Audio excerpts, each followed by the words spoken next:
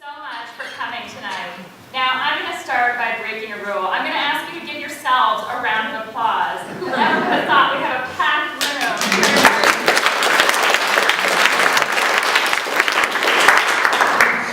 Now, my name is Regina Bateson, and I'm from Roseville. Roseville's way up on the northern end of our district, and in some ways it is different than here. You know, we're a big, bustling suburb of Sacramento. But I'll tell you that I see some similarities between the community where I grew up and the community here. I see that people value hard work, and people are civic-minded and community-minded. I was so lucky and privileged to be able to stop by a recognition ceremony just now for some of the tutors in the adult literacy program here, for example.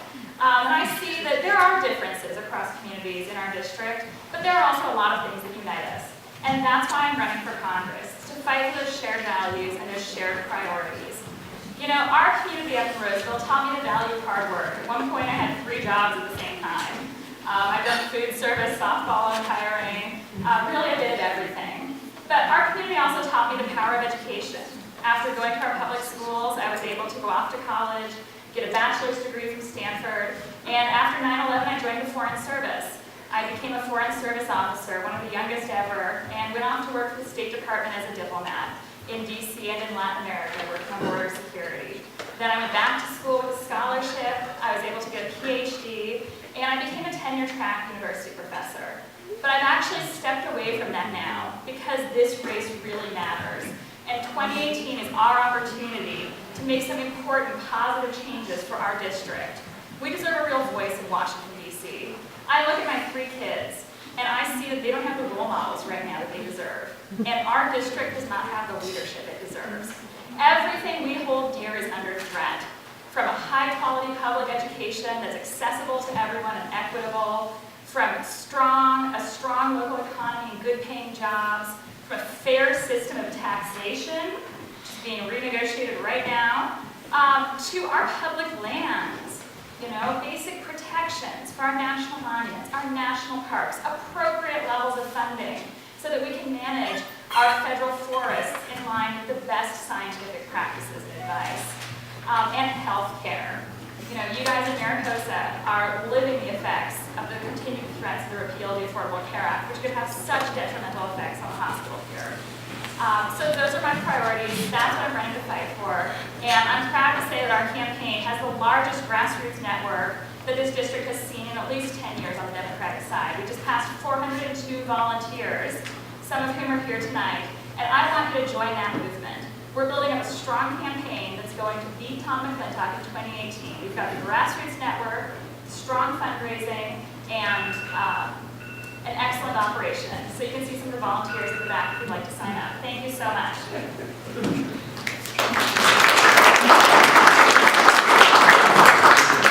Okay, next I'd like to introduce Jessica Morse.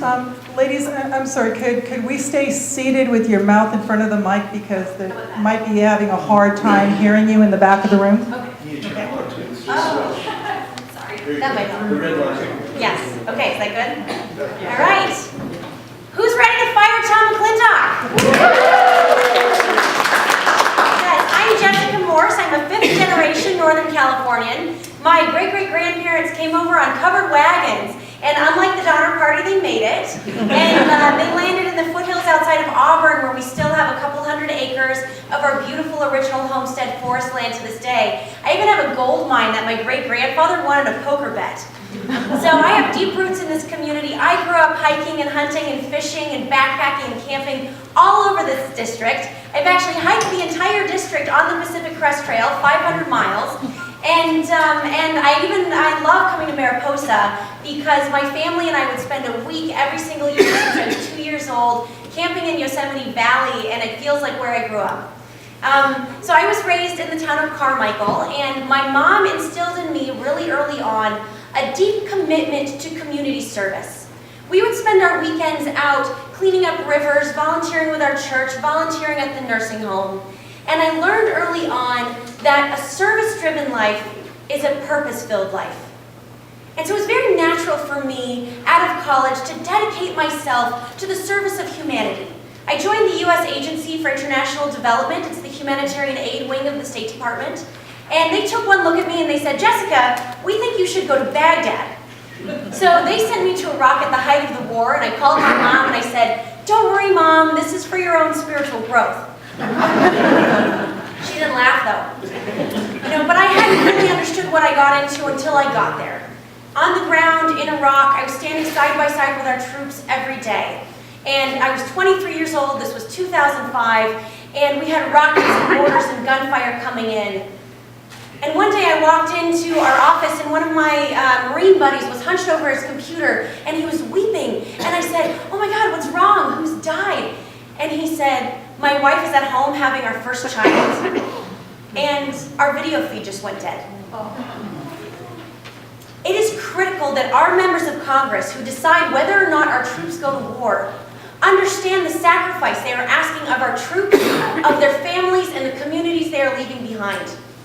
It is also critical that our members of Congress understand our community. When I came home, one of the most important lessons of my life, I was talking to a couple cousins who watch different cable news channels, and one of my cousins was talking all about WMDs and who lied about them, and the other was talking about the Saddam Hussein trial and the newfound freedom of the Iraqi people. Neither of them were talking about the insurgency that we were seeing on the ground that would later morph into ISIS, and America needed to be paying attention. And so I said to my cousins, trying to describe a rock through a red lens or a blue lens is like trying to describe a rainbow using two colors. You can't see the whole picture, you can't solve the problem. And I am dedicated to tearing down this partisanship that we are seeing today and solving the challenges that our community is facing, solving the challenges that our country is facing so that we can stand up together and work towards those issues. It would be my honor to serve you in Congress. Thank you.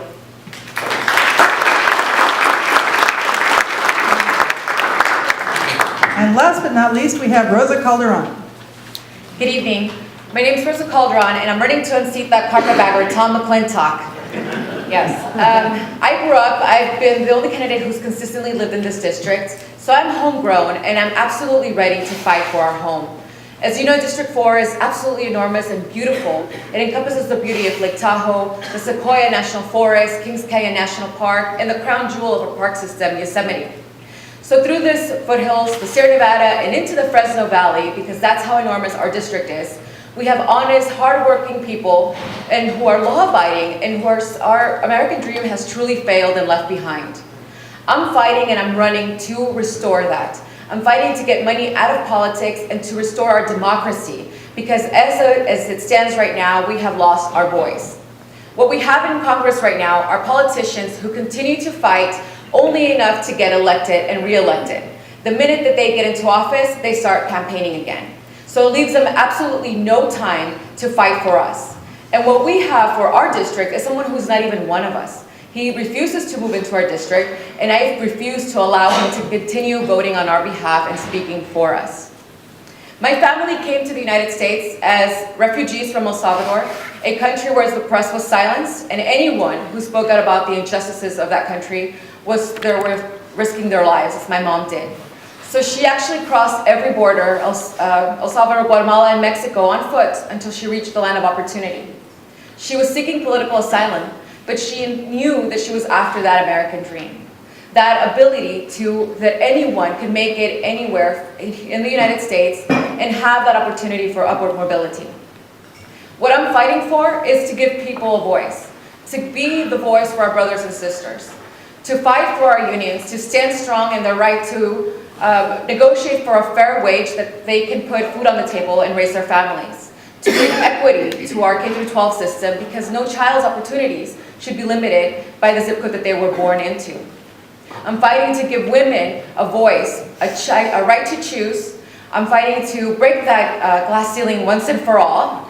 And I'm fighting to really not just have access to healthcare, but to have real, affordable healthcare through Medicare expansion for all that works for every single American. It is my wish to represent a community where I've grown through this entire area. I've been an activist my entire life.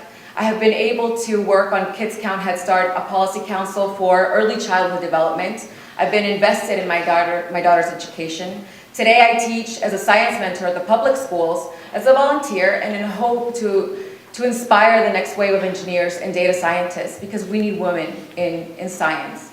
And I also believe that it is time that our Congress reflects the diversity of this nation, and we need more women in Congress, because 20% is just not enough. I hope that you join my fight. I've been endorsed by Justice Democrats, Brand New Congress, the Free Thought Equality Fund, and most recently the California Latina Democrats. Thank you so much for your time, and I hope that I'm able to answer all your questions tonight.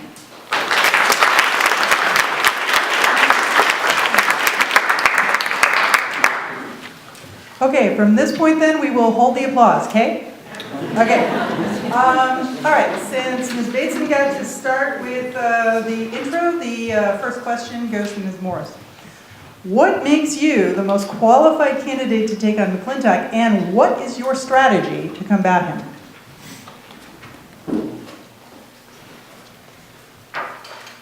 So I am homegrown and local, and McClintock is from Southern California. But also I have the advantage of coming from a large rural Republican family in our district. So I have been messaging across the aisle very effectively for my entire life.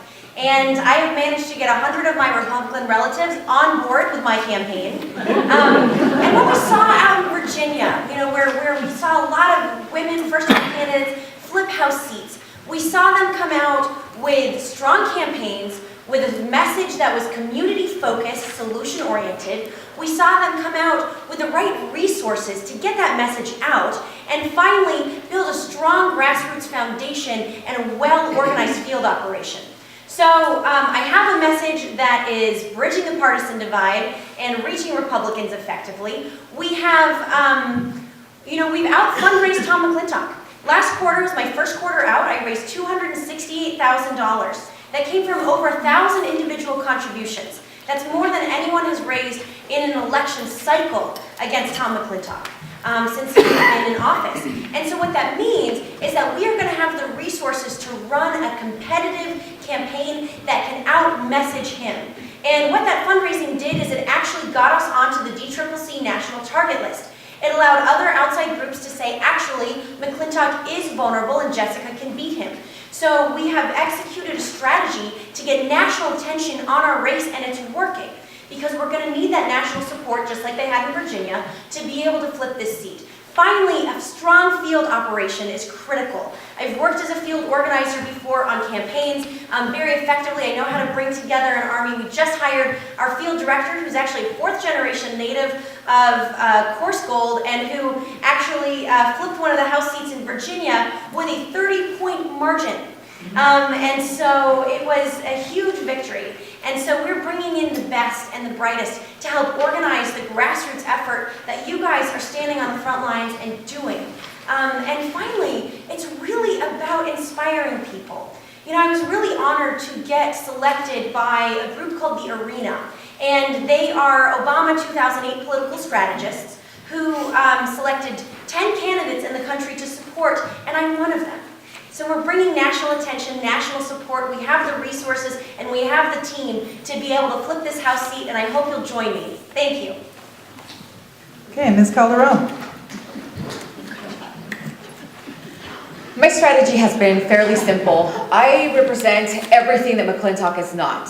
So I'm homegrown. I've lived in this district. I've actually been at his door for over 3 years. If you recall that town hall in February, that's a town hall that I not organized, but I also led. When he called and got us national attention by calling every one of his constituents anarchists and radicals because we are demanding answers, that was my protest. So he knows me. He knows that I'm already a threat. And I'm going after the people who support him the most.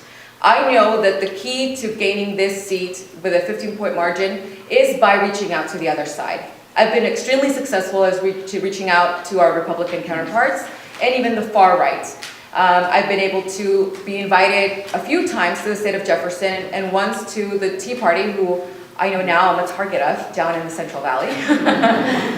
So our message is coming across, and it's not just coming across as Roza Calderon, who's this liberal, progressive person, but I'm talking about the issues that truly affect our community. When they did a survey through Sierra Forward, the 3 top issues are progressive issues. We're talking about education, the lack of economic opportunities, and we're also talking about getting money out of politics. And that's where I differ the most from McClintock. You will never, ever hear me brag about how many hundreds of thousands or millions I've raised. I have made it my point to only fundraise locally with small donations because we need to emphasize that money is not a driver for success in politics. For me to give you a voice is to pull those dollars out of this seat. And that's exactly what I intend to do. We're uniting every single person. This is all entirely grassroots. Our entire campaign has been running off of volunteers who work tirelessly and endlessly, and we are getting that national attention. We have been on the Young Turks. We have 3 national endorsements. We have 4 unions who are coming forward in January to do a pre-endorsement, and that's how we're going to get rolling. I am here to just represent the people and no one else. Okay, Ms. Bateson. Thank you. So I actually started off in this race trying to recruit candidates to run against McClintock. And I thought that education is an issue that unites us here in our district. I was even talking to some of my former teachers. They said no, but one of them turned around and sent me an email that was very persuasive. He said, look, Regina, you're from here, you have your roots here in the community, you really know people in our district, but you've got the national and international experience necessary to be an effective advocate. And you're qualified to lead at this time when we need new leaders, we need fresh voices advocating for us. And that wasn't enough to persuade me. But then I went to a Tom McClintock town hall just a few days later. That's enough to push anybody over the edge. And I'll tell you that I've never seen someone treat their constituents with such disdain. And I thought about the good people of our district, I thought about my own kids, and I decided, yes, I do need to put myself out there. So we got started with a very grassroots model, doing small online donations here in the district, and it's literally because of that outpouring of support that I became a candidate and have launched this really successful, strong campaign. As I said before, I think that I'm the most qualified candidate in this race because I have the local roots and ties to large institutions here in our district, but also a national and international record of accomplishment. I was in the Foreign Service and led a visa fraud prevention unit. I went on to become an internationally recognized expert on post-war reconstruction and security issues. And so I bring to the table the grassroots organizing and the commitment to people here, but also the skills and credibility to get the job done.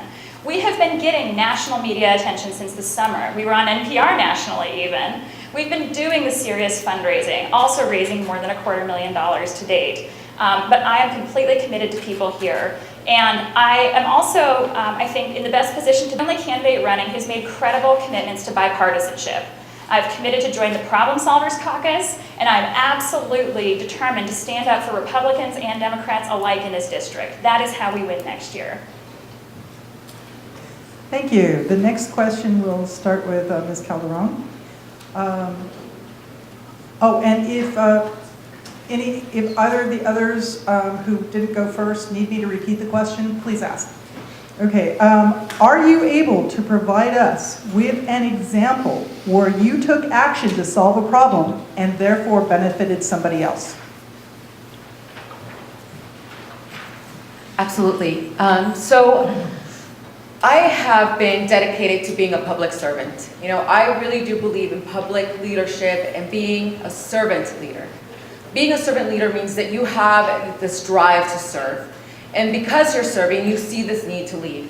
And that's what I've been doing my entire life. I've been an activist. I've been, as I mentioned, in policy councils, in clubs, in committees just to get everyone ahead. What we see right now in Congress is a Congress that really gets in there for self-promoting purposes, and that's not right. What I'm doing right now is fighting for the people. As an activist, there is no self-fulfilling prophecy for me. In fact, we never ever get credit. And that's exactly what we need. We need someone in Congress who has done this before without ever receiving a paycheck. I have been an activist since the movement of Occupy and today through Indivisible. My goal in this district is to give everyone a voice, whether that means that I'm going to continue advocating on our behalf or getting behind another candidate who is strong, that will do that for us. That's what I propose to do. But outside of that, I truly believe that stepping outside of my comfort zone is the most important thing. Just recently, as I mentioned, I have been invited to speak at the state of Jefferson. They allowed me, kind of went out on a limb themselves, to give me a platform so I could give my stump. And so they invited me again. You know, I was there to just give a 3-minute stump, but it turned into 3-hour conversations of the policies that I would impose. And they asked me if I would support them. And I said, you know, I don't know enough about you to support you. I know of you. So they invited me to one of their meetings. And so I went to their meeting to hear them out, to see what they're about. And regardless of where they've come in life or where they've come from in life, the message that I received is that they seek representation.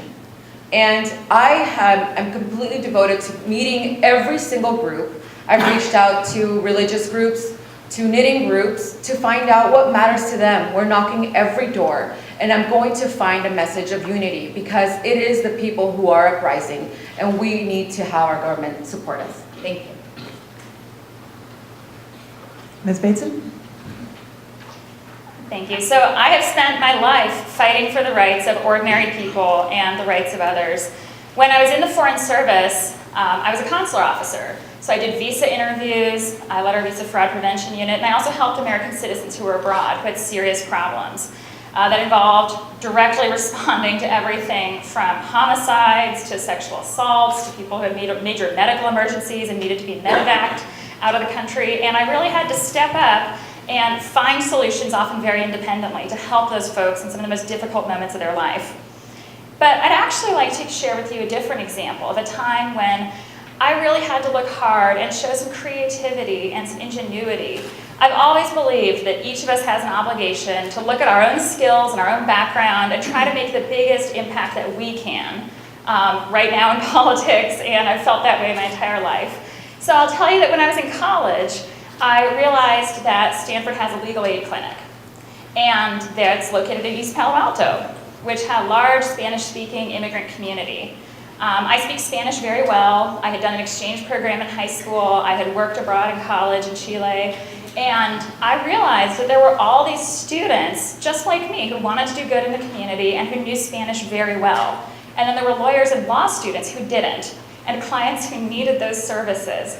So I actually started a volunteer interpreter program to be able to ensure that Spanish speakers in that community could access the legal services that they needed. We handled everything from workers' rights cases to landlord-tenant disputes to domestic violence. And I've been thinking about that a lot lately. I recently happened to go by a restaurant that was involved in the very first case I ever interpreted for. There was a man who had been burned on pizza ovens when he was taking pizzas out of a restaurant. And I knew that place. They have really good pizza. But I stopped going there and have never gone since because they told him that because he was undocumented, he couldn't access workers' compensation, that they weren't going to pay for his care.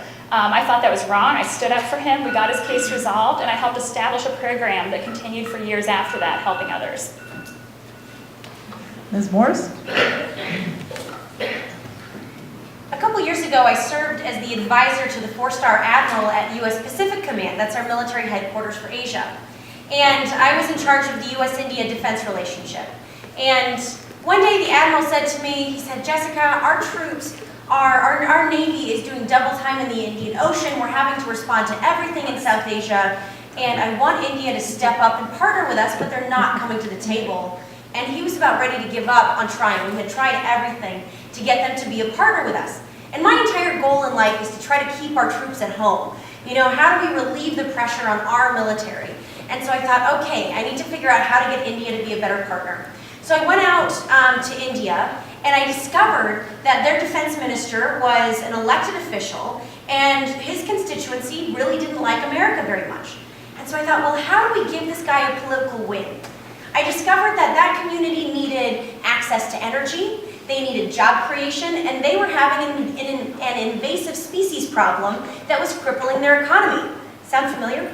And so I came back to Pacific Command, and I said to our team, I said, I discovered that we actually had the technology to turn their invasive species into a jet fuel, into biofuel. And so I rewrote the entire U.S.-India defense strategy around using renewable energy technology transfer to get India to the table. So I stood up in front of a room of about 40 admirals and generals, And I was the only woman in the room, the youngest by 20 years, which when you have a career in national security strategy, that's very typical. Makes me very well prepared for Congress. And I said to them, I pitched this strategy, and they loved it. And it became the U.S.-India defense strategy. It worked and got India to the table. And afterwards, after I left that briefing, somebody pulled me aside and said, Jessica, it took a lot of guts to stand up in front of those guys and talk about plants. But it's because it was a good solution and it was a good strategy and it actually worked. Thanks. All right, question number 3. Ms. Bateson, you get to start. This is a student question. The subject will not surprise you as a student question. The legalization of recreational marijuana in California and other states leads to direct conflict with federal law. What are your views on legislation and how this conflict should be resolved?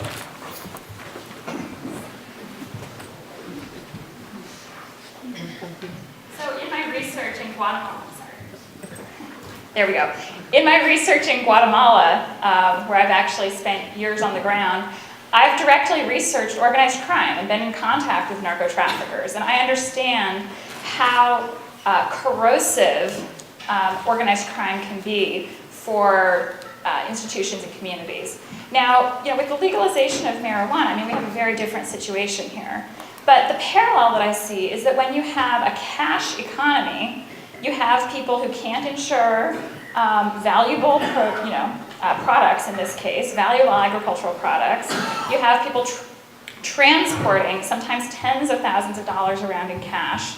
That can invite crime and violence and instability. And we need to be very cognizant of that and work to prevent that here in our district. Calaveras County, which is an epicenter of cultivation, has had some really serious problems and even homicides that have been linked to the drug trade. So I think that at the federal level, the most important thing we need to do is ensure that we have a banking system that folks in the cannabis industry can access, that they can access insurance, they can access banking. There are a variety of different solutions we could use to get there. One idea that I think could work is allowing states to form state-chartered banks that would get those growers into the formal banking system. Because we know that when folks have their money off in a bank, there's no need to be defending someone really being very defensive about their house and keeping firearms there and thinking that someone's going to break in and steal their money. When folks can access insurance, there's no need to be so defensive and reactive about their property. So in my mind, I think that the federal government should accept the decisions of the states, should accept this is where a majority of the country is going, and needs to be realistic about the challenges. And I see the first and foremost challenge being getting that money into the formal banking system that has important positive consequences for law enforcement, for all of our safety, and for making sure that organized crime doesn't become linked to legal marijuana cultivation here in California. Ms. Morse? In the aftermath of the Butte fire, where we had 800 homes lost, a lot of those homeowners who didn't have insurance were offered bags of cash from cannabis growers and handed over their property. And so that's why Calaveras County became one of the sort of hotbeds of cannabis cultivation in our region.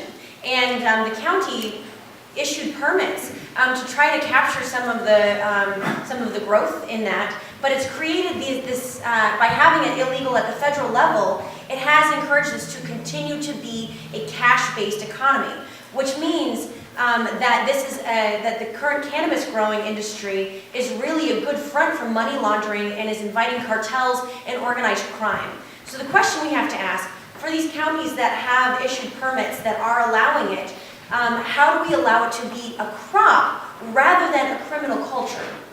And some of the other burdens is that by having it illegal at the federal level, you don't have oversight over the use of water or the use of pesticides. And so it's creating environmental hazards. You're not catching mites and other about with our California crops. Those aren't being caught because UC Davis won't actually look at a mite that comes off of a cannabis plant. And so we need to change this. And I don't think we should legalize it at the federal level. I think that would be an incredibly hard lift and a big discussion that we would have to have as a country. What I think we could do is pass a states' rights law that allows states that have legalized a particular crop to have a federal exemption, so that then our cannabis growers could put their money into FDIC-regulated banks, and it would no longer be a front for money laundering, that we would have oversight over the environmental and water standards and pesticides, and we could treat this and manage it for the counties that have approved it like a regular crop rather than a criminal culture. I had a really fascinating discussion one day with the Cannabis Growers Alliance and the Wine Growers Alliance in Calaveras County to try to understand the root of some of the challenges that they're having. And it occurred to me that the wine growers were essentially in the same spot that the cannabis growers were in 100 years ago under Prohibition. And that the result of Prohibition was the mafia and organized crime. And so what we want to do is eliminate organized crime from our community and find a safe way to move forward for the counties that have made this decision. Ms. Calderon. So I went to Humboldt State for school, and when I was up there's a few things that I realized. One of them was that the cannabis industry up there is very, very strong. A lot of the students who couldn't afford school would just drop out mid-year and say, I'm going to go up the hill and work for a grower. Outside of that, there were other things that were happening. There was human trafficking. A lot of people were coming from Ethiopia, essentially a new wave of slavery that was being done by the cannabis industry. The other one was because a lot of the states are moving forward with legalizing cannabis, then the federal government doesn't really have the power to, or the funds really, to continue pursuing after these growers. And so it left a lot of these people with no oversight at all. And it did. It had a lot of harsh environmental impacts with pesticides, with crime. This affected our forest rangers, who would sometimes have to do stops on Highway 36 or the 299 while a lot of these things were being trafficked across, and it created dangers. We saw a lot of deaths for our law enforcement as well, to the point where the sheriffs and the local forest rangers decided they weren't going to pursue this any longer. So it kind of left them as a free-for-all. I myself also met with the Cannabis Alliance of California, and I assisted one of my greatest friends who's doing research for the cannabis industry down in San Diego University. And what we have found is that it is due time that the federal government does come forward, because all these states are pushing forward, and they can no longer continue to turn a blind eye to what is happening. And with the problem with having a cash basis economy for this, it is that it continues to provide ways to influence crime. And that is exactly what we want to get away from. And if we have something like charter banks through the state of California, and then we have those exemptions at the federal level, it is no better or easier than just allowing the federal government to decriminalize marijuana growers and make it an agricultural product so that we can have some regulation and oversight. Thank you. Ms. Morse, you're first. How will you get moderate Republicans to vote for you? What specific stances on issues do you think will appeal to Republicans, independents, and Democrats altogether?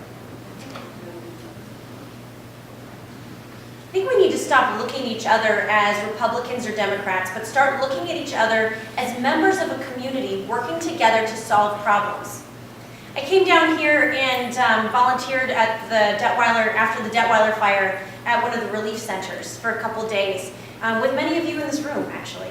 And I saw how this community came together to rise to the challenge to support one another. No one walking into that facility, into that center, was asking, are you a Republican or a Democrat? You know, everyone was seeing themselves as a member of a community responding to a crisis and supporting one another. And so this is a paradigm shift that we as a society, and we have to take for our politics. We need to start holding up a higher standard. We need to look at what's the impact on our community rather than which party is advocating for it. And so McClintock is someone who has been consistently promoting only his party line, and he's promoting only his political philosophy, and he's not representing our community. He has a political philosophy that the government should do nothing. And there is a cost to doing nothing. There is a price that we are paying for ignoring these challenges and allowing them to go unchecked. Let me give you an example. The Butte fire cost $72 million to contain. It cost $2,000 to build the fire break outside of the town of McCollum Hill 2 years earlier that saved that town from the Butte fire. A $100,000 investment into fire breaks and forest management and forest thinning would have saved our community. You know, you start thinking also about homelessness is a great example. This is a community that rose to the occasion, spent 5.5 years supporting your homeless population out of your own pockets, feeding this community day after day. This is a community that understands what it means to support each other. And, you know, I was talking to the town of Placerville. They actually calculated the cost of their homeless population. It costs $35,000 per homeless person per year. Actually solving that problem cost them about $10,000, and they managed to get 10 out of the 30 homeless people into permanent homes and jobs, saving their town $350,000 a year.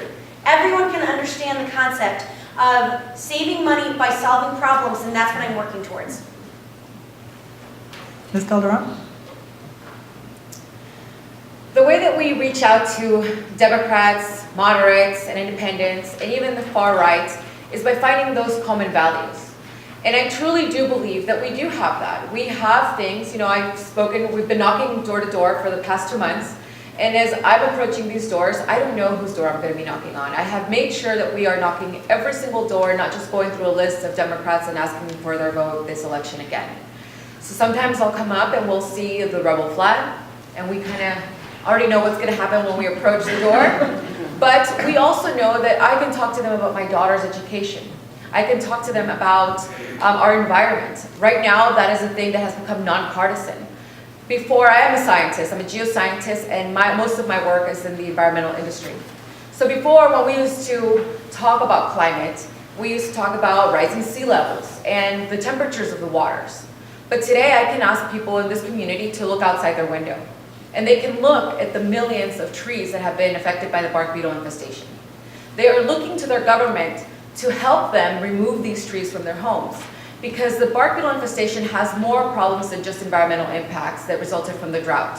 What it does, it has created an insurance policy problem, where insurance policies are now looking at your homes through remote sensing imagery. So they basically capture a satellite image of your property and see that you haven't done your due diligence of clearing your property or your area, and they'll send you a cancellation notice.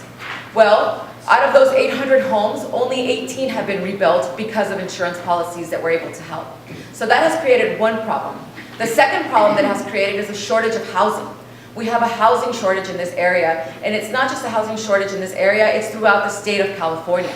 Now we have the fires that are fueling California, and it's creating a homeless problem and a housing shortage for many people in many communities. So that's the second thing to address. So we really have to look at things that affect communities, not just as a Republican or as a Democrat, but as a community as a whole. Thank you. Ms. Bateson? So I'm sorry, I keep forgetting to turn this on.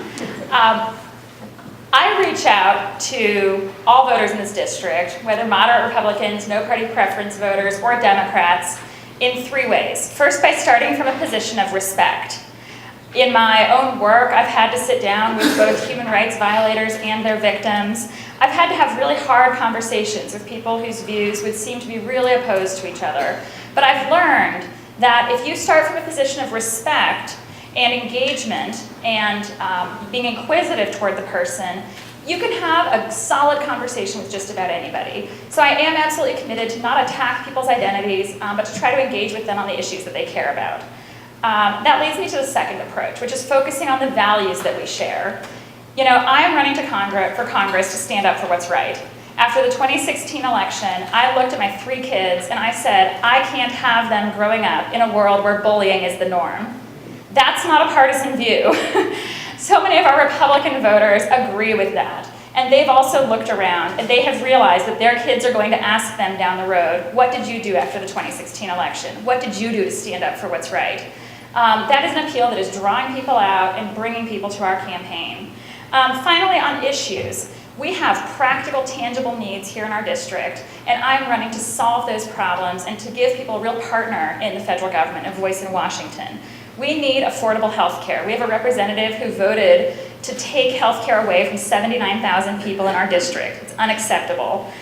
We need somebody who's committed to fighting climate change, which is an imminent threat to our well-being and our economy here. And we need someone committed to fiscal responsibility. I know we have to put our people first and have our priorities straight, but I am against wasteful government spending, and Tom McClintock isn't. He says he's fiscal conservative. He is actually fiscally irresponsible. He's voted to shut down our government. He votes against common sense appropriations bills that would allow us to plan to spend responsibly in the future. And that message is drawing Republicans out. We had a 250-person holiday party just this past weekend, and about 25% of the people there, we estimate, were Republicans. And they all saw each other and realized they have so much in common, and they're looking for a new alternative in 2018. Thank you. We have yet another student question. Ms. Calderon, you get to start with this one. What is your opinion of Mr. Trump's decision to move the American embassy from Tel Aviv to Jerusalem? So I'm so glad you asked me that question. I've been an advocate for Palestine for over a decade, and I have participated in the boycott for over 7 years now. The news that the capital was going to be not just moved, the embassy was going to be moved, but he was going to proclaim Jerusalem as a capital, very problematic. What we saw on yesterday, actually that's when he did it, is that he's actually fueling more fights and more violence in that region. That region of Palestine and Israel, everyone has come to consensus that no one will name the capital of Jerusalem for either side until there is a diplomatic solution and negotiations for Palestinians and the Israeli conflict. But we have politicians on both sides who have retrenched to really hard-line positions and have decided that there will be no solution. And what it has left us with is two failed states. Now, over time, I have always proposed for a one-state solution, because what has happened is that we've continued to fund Israel with military missiles and military funding. We just approved the MOU, the Memorandum of for Understanding, yes, and for $38 billion, and $35 million of that is just going to go to their military, and $5 million is going to go to their dome. So over time, we have really funded the genocide of the Palestinians. Now there's only slivers of Palestine left, and there really is no way to offer a two-state solution. So the only way to move forward from this is to invest that money that we're spending to that region and really invest in diplomatic opportunities, humanitarian efforts, to bring in real answers so that we can have one democratic state that doesn't create a second-class citizen on the basis of religious beliefs or their ethnicity. And that's what's happening right now. With the naming of Jerusalem as the capital of Israel, it is giving that one upper hand to Israel. And the only way that we will ever find peace in that region is if Palestinians are given the opportunity to have negotiation at the same level as Israelis. Thank you, Ms. Bateson. Right. Trump's decision is utterly reckless and is yet another example of what happens when we have an impulsive, irresponsible leader who makes foreign policy by tweets and who has driven out about 30% of the career ambassadors in the State Department. He is both gutting our diplomatic service and completely disregarding the advice of experts who have been working hard to find a solution to the intractable conflicts in the Middle East for decades. I mean, I was just reading that I think it was all but 2 of the last 11 US ambassadors to Israel disagreed with this decision and the way that it was implemented. This is yet another example of Trump's reckless proclamations that are endangering our security. And I think that you deserve a representative in Congress who is going to speak out on these issues, who is going to stand up for a sane and reasonable foreign policy that is going to keep us safe. And as a former Foreign Service officer and a former diplomat, I can assure you that I will do that. But Tom McClintock, let's look at what he's said about Trump's leadership and his decision-making in foreign policy. Even when McClintock was dangerously provoking North Korea, even when Trump was dangerously provoking North Korea, McClintock gave an interview with the Calaveras Enterprise, and praised his leadership, said he had exactly the right strategic judgment and was exercising exactly the right strategy, that he was showing North Korea who's boss, and North Korea was going to listen. We've seen that that hasn't worked. They've continued to launch missiles that reach farther and farther, far enough even to strike the east coast of the United States potentially. A foreign policy based around reckless aggression, where our State Department, our diplomats, and our top advisors have no idea what the president is going to say next, is precisely the opposite of what we need. So I would do everything in my power as your representative to speak out against these types of decisions. But more importantly, I think we need to get McClintock out of office because he is emboldening and empowering this kind of dangerous leadership. Ms. Morse? This is a direct threat to the diplomats and the lives of their children who are serving in the Middle East and around the world right now. And what this has done is it has invited terrorist attacks on the U.S. It has handed propaganda to Islamic extremist groups for them to recruit people and to use it against us. Moving the U.S. Embassy from Tel Aviv to Jerusalem would make that embassy the largest terrorist target in the world. And it would also, currently makes all of our embassies in the Middle East prime terrorist targets right now. And, you know, having served in Ethiopia and Nepal and Baghdad and India and Myanmar, in these embassies, I understand the risks that are involved with being a diplomat representing our country around the world, but it is incredibly dangerous what they are doing right now. And it's not just our diplomats, it's their children. You know, Jordan is currently a post where you can bring your kids and it's okay. I have served in all three branches of the U.S. national security strategy, which is defense, development, and diplomacy. Now, these are seen as three equal pillars of a stool. You know, three equal pillars. And right now, what the Trump administration is doing is cutting off two of the three legs of that stool. They are defunding defense and development. They are setting us up for failure around the world, which means all of the burden falls onto our military. And it is not fair and it's not appropriate. You know, our military understands that having an investment in preventative activity and preventative diplomacy is cheaper and keeps our troops at home. You know, asking our military to step into these roles of development or defense means that we are asking essentially a hammer to do the job of a nail, and it doesn't work. We need all three to be supporting each other. And when I was working at the State Department doing federal budget funding, I'll save that story for another time. But anyway, we need, yes, this is reckless, it's unacceptable, and I will fight it tooth and nail. Thank you. Ms. Bateson, you're first on the next question. It is very easy for wealthy U.S. citizens to avoid paying a fair share of their income tax obligations by setting up bank accounts, secret trusts, and fake corporate registrations in other countries. To stop this legal evasion of taxes, what kind of legislation would you sponsor or co-sponsor to address this issue?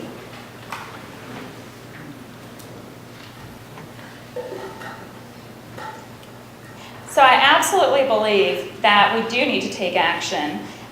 This affects money laundering. It affects the ability, or excuse me, taking these types of evasive actions prevents some of our wealthiest taxpayers from paying their fair share here in our country and contributing to programs that are so important for all of us here in society. So I think that we need strong regulations and a system of taxation that takes into account everyone's needs and obligations.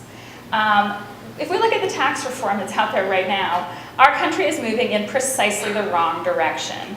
Right now, the changes that are being proposed, 75% of the benefits would go to people who are in the top 5% of the income distribution. That does absolutely nothing to address the question that you've asked. Instead, I think we need to be passing legislation and fighting for legislation that improves regulation and transparency. You know, the Consumer Financial Protection Board, for example, needs to be fully staffed. It needs to be headed by somebody who is committed to regulation and committed to strong oversight of our banking system. Our Treasury Department needs to be fully staffed at the levels appropriate in order to be investigating exactly the problem that you've highlighted. And in fact, right now, what we've seen from the administration is a complete abdication of those responsibilities. In so many of our federal agencies, the inspectors general and these mid-level and senior level supervisors who should be leading those types of investigations, those posts are empty. The Trump administration has failed to fill so many of the vacancies, and so these agencies do not have the leadership that they need to be to undertake the investigations that are necessary. I don't think we've ever seen a presidential administration fail to fill so many posts and intentionally undermine the functioning of our government and its ability to investigate this fraud and evasive behavior. But I do think that we need legislation in the future to try to ensure that those posts get filled one way or another by Congress or by the presidency. Thank you. Ms. Morse. We have one of the highest tax rates of developed countries around the world, but we actually have one of the lowest tax revenue to GDP ratios around the world. What that means is that we are not collecting much of our wealth. We are not collecting the right amount of taxes. That means that people are actually figuring out how to evade it, as you're pointing out with your question. And so the question is, we keep talking about let's raise the rates, but it's like raising the walls on a leaky sieve, on a colander. You know, you're not going to be able to collect more until you plug all the holes. So now good economists will tell you that the way to do this is actually an entire sort of restart where we actually put down a value-added tax and de-emphasize income tax. A value-added tax would allow you to tax consumption, and it's really hard to avoid, and it's very easy to collect. Now it's harder to sell politically though. So, but that's what economists would tell you is the right solution for this. Now, what's not the right solution is the tax bill that is being proposed at this exact moment. This tax bill is a behemoth that targets, and it's just vindictive actually. If you look at the amount of legislation in there that is specifically targeting California, it's unconscionable. You know, they allowed deductions for victims of floods and hurricanes, but not victims of earthquake and fire. Who's that targeting? You know, this is not good policy, it's revenge. You know, they took out the allowances for you to deduct your state income taxes off your federal income tax. That impacts 4 out of 10 people in our district at an average price of $5,000 per person. I told Tom McClintock this is not acceptable. I put an op-ed in the Sacramento Bee highlighting how his tax bill is hurting our district. Guess what? Tom McClintock's scared of me because the next day he put out, he actually voted no on the tax bill. So we're going to keep holding his feet to the fire, and our movement's going to actually change his vote. Thank you, Ms. Calderon. I think it's fair to agree that we have decided that everyone should be paying their fair share. Corporations have found ways to really transfer their money overseas through these corporate tax loopholes. And that's one of the things that we really need to work hard to close. Many people say that it's impossible, but our tax rate, as Jessica mentioned, we charge 38%, but it also gives this incentive for them to find ways to move and maneuver their money overseas. And we don't really do much about it. In fact, 5 of the largest corporations, including Apple and Google, who have really had skyrocketed profit margins in this last 2 quarters, they have not paid any income tax in their for the last 5 years, which is unbelievable because we're paying for it. So with this new tax bill, we're talking about $1.7 trillion that they're going to increase our national debt. And if we close those loopholes, it would actually be more than that, and we would be at a surplus. So that's what we really need to work on, is making sure that corporations who really find a way to move their money overseas and keep much more of their money and move jobs overseas are fined so heavily that it would make them even shut down. Because we need to keep our jobs and our money here so that we can continue growing the economy. For them to move the money overseas, it actually hurts our families and it hurts our economy very deeply. And I believe right now over 50% of the population makes less than $30,000 a year. That's unbelievable. We are creating a deficit within our own economy where the average American will not be able to go buy that iPhone, will not be able to go to any other store to stimulate the economy. And we have to start working on that right now. I don't believe that the people have the means to carry these corporations anymore and this corporate welfare. At Walmart, we have the Waltons who make up the top three, round up the top three of some of the richest people in the world. While many of their employees, when they're handed their new employee packet, they're also handed an application to apply for welfare. So now we're giving Walmart welfare twice. Thank you. Let's see. Next question starts with Jess. Sorry, Ms. Morse. How would you address climate change issues? Do you support the carbon tax, which will get passed on to consumers? In our community, we're living on the front lines of climate change.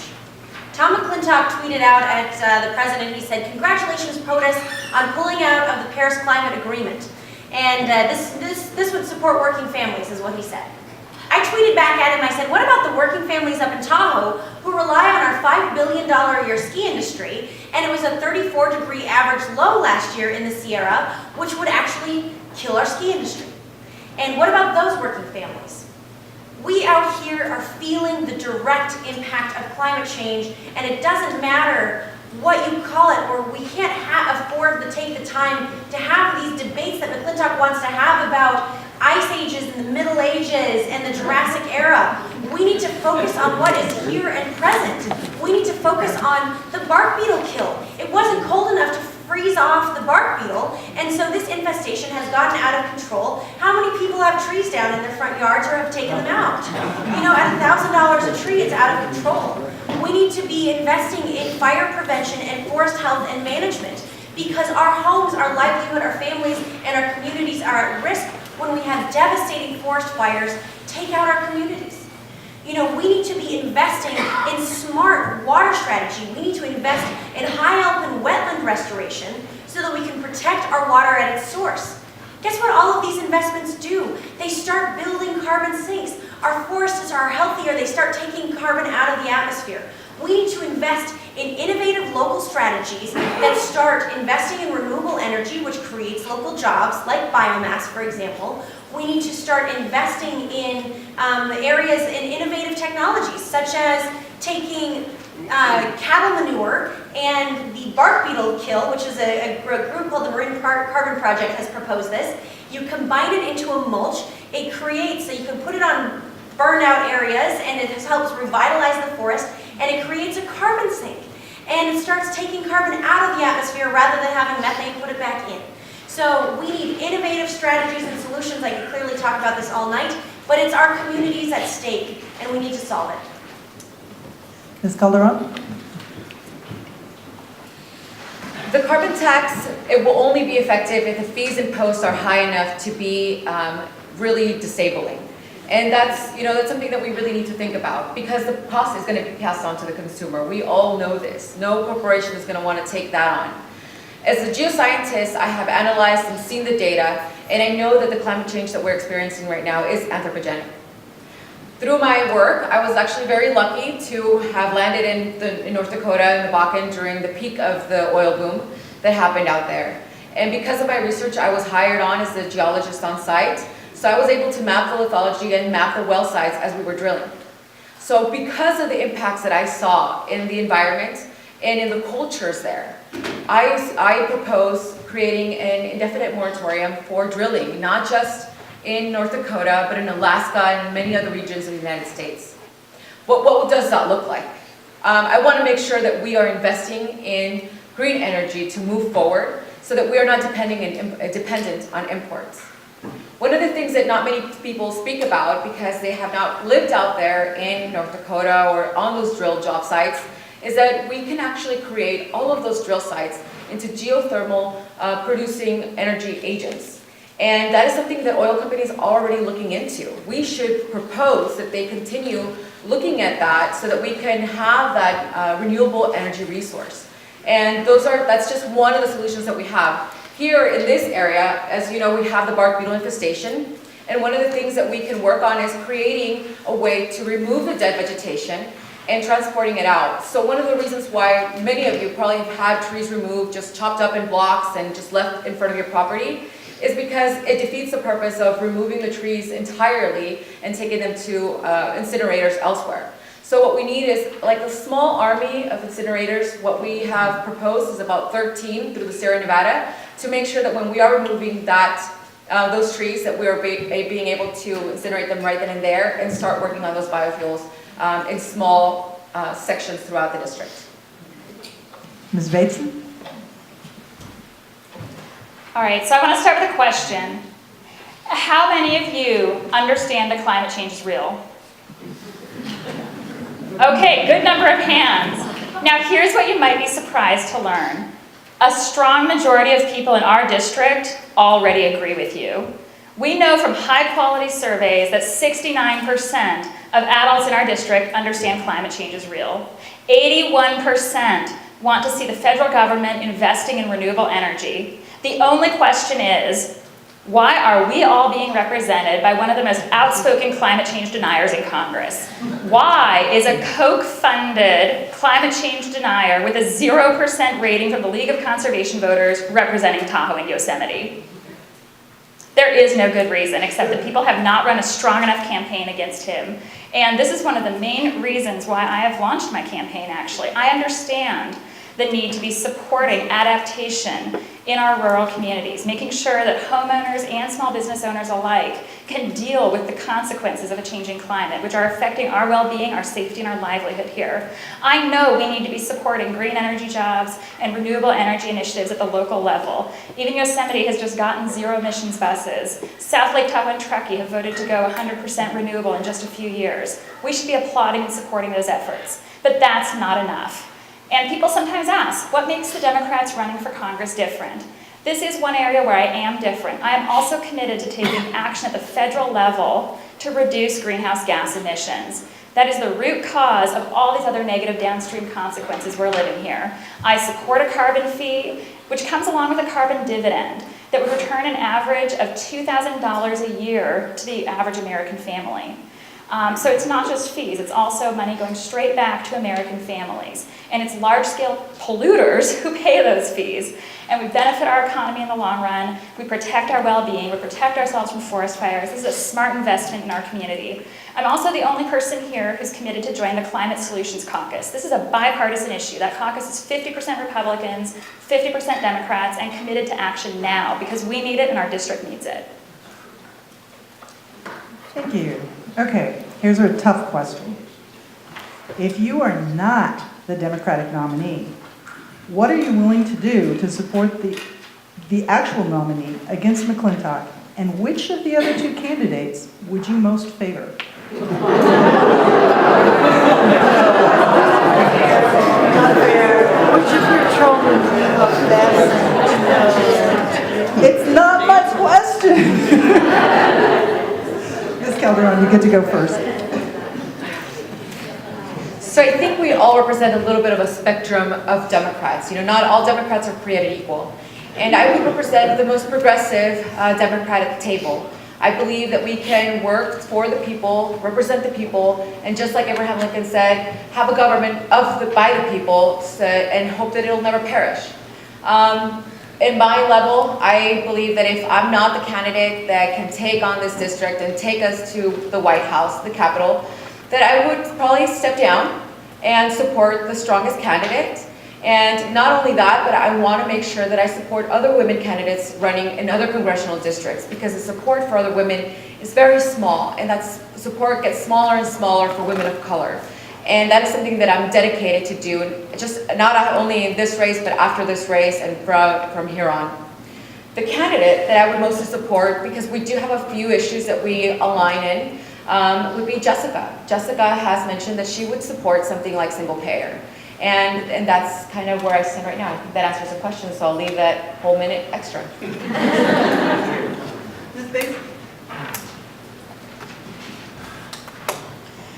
So I absolutely believe that the best way to beat Tom McClintock is to get one Democrat endorsed as your Democratic candidate either at the conference that happens in January or at the state convention in February, and then to put one Democrat on the ballot in June and turn that June election into the first round of the general election. As you can see here, all across our district, we have people who are fired up and upset about Tom McClintock.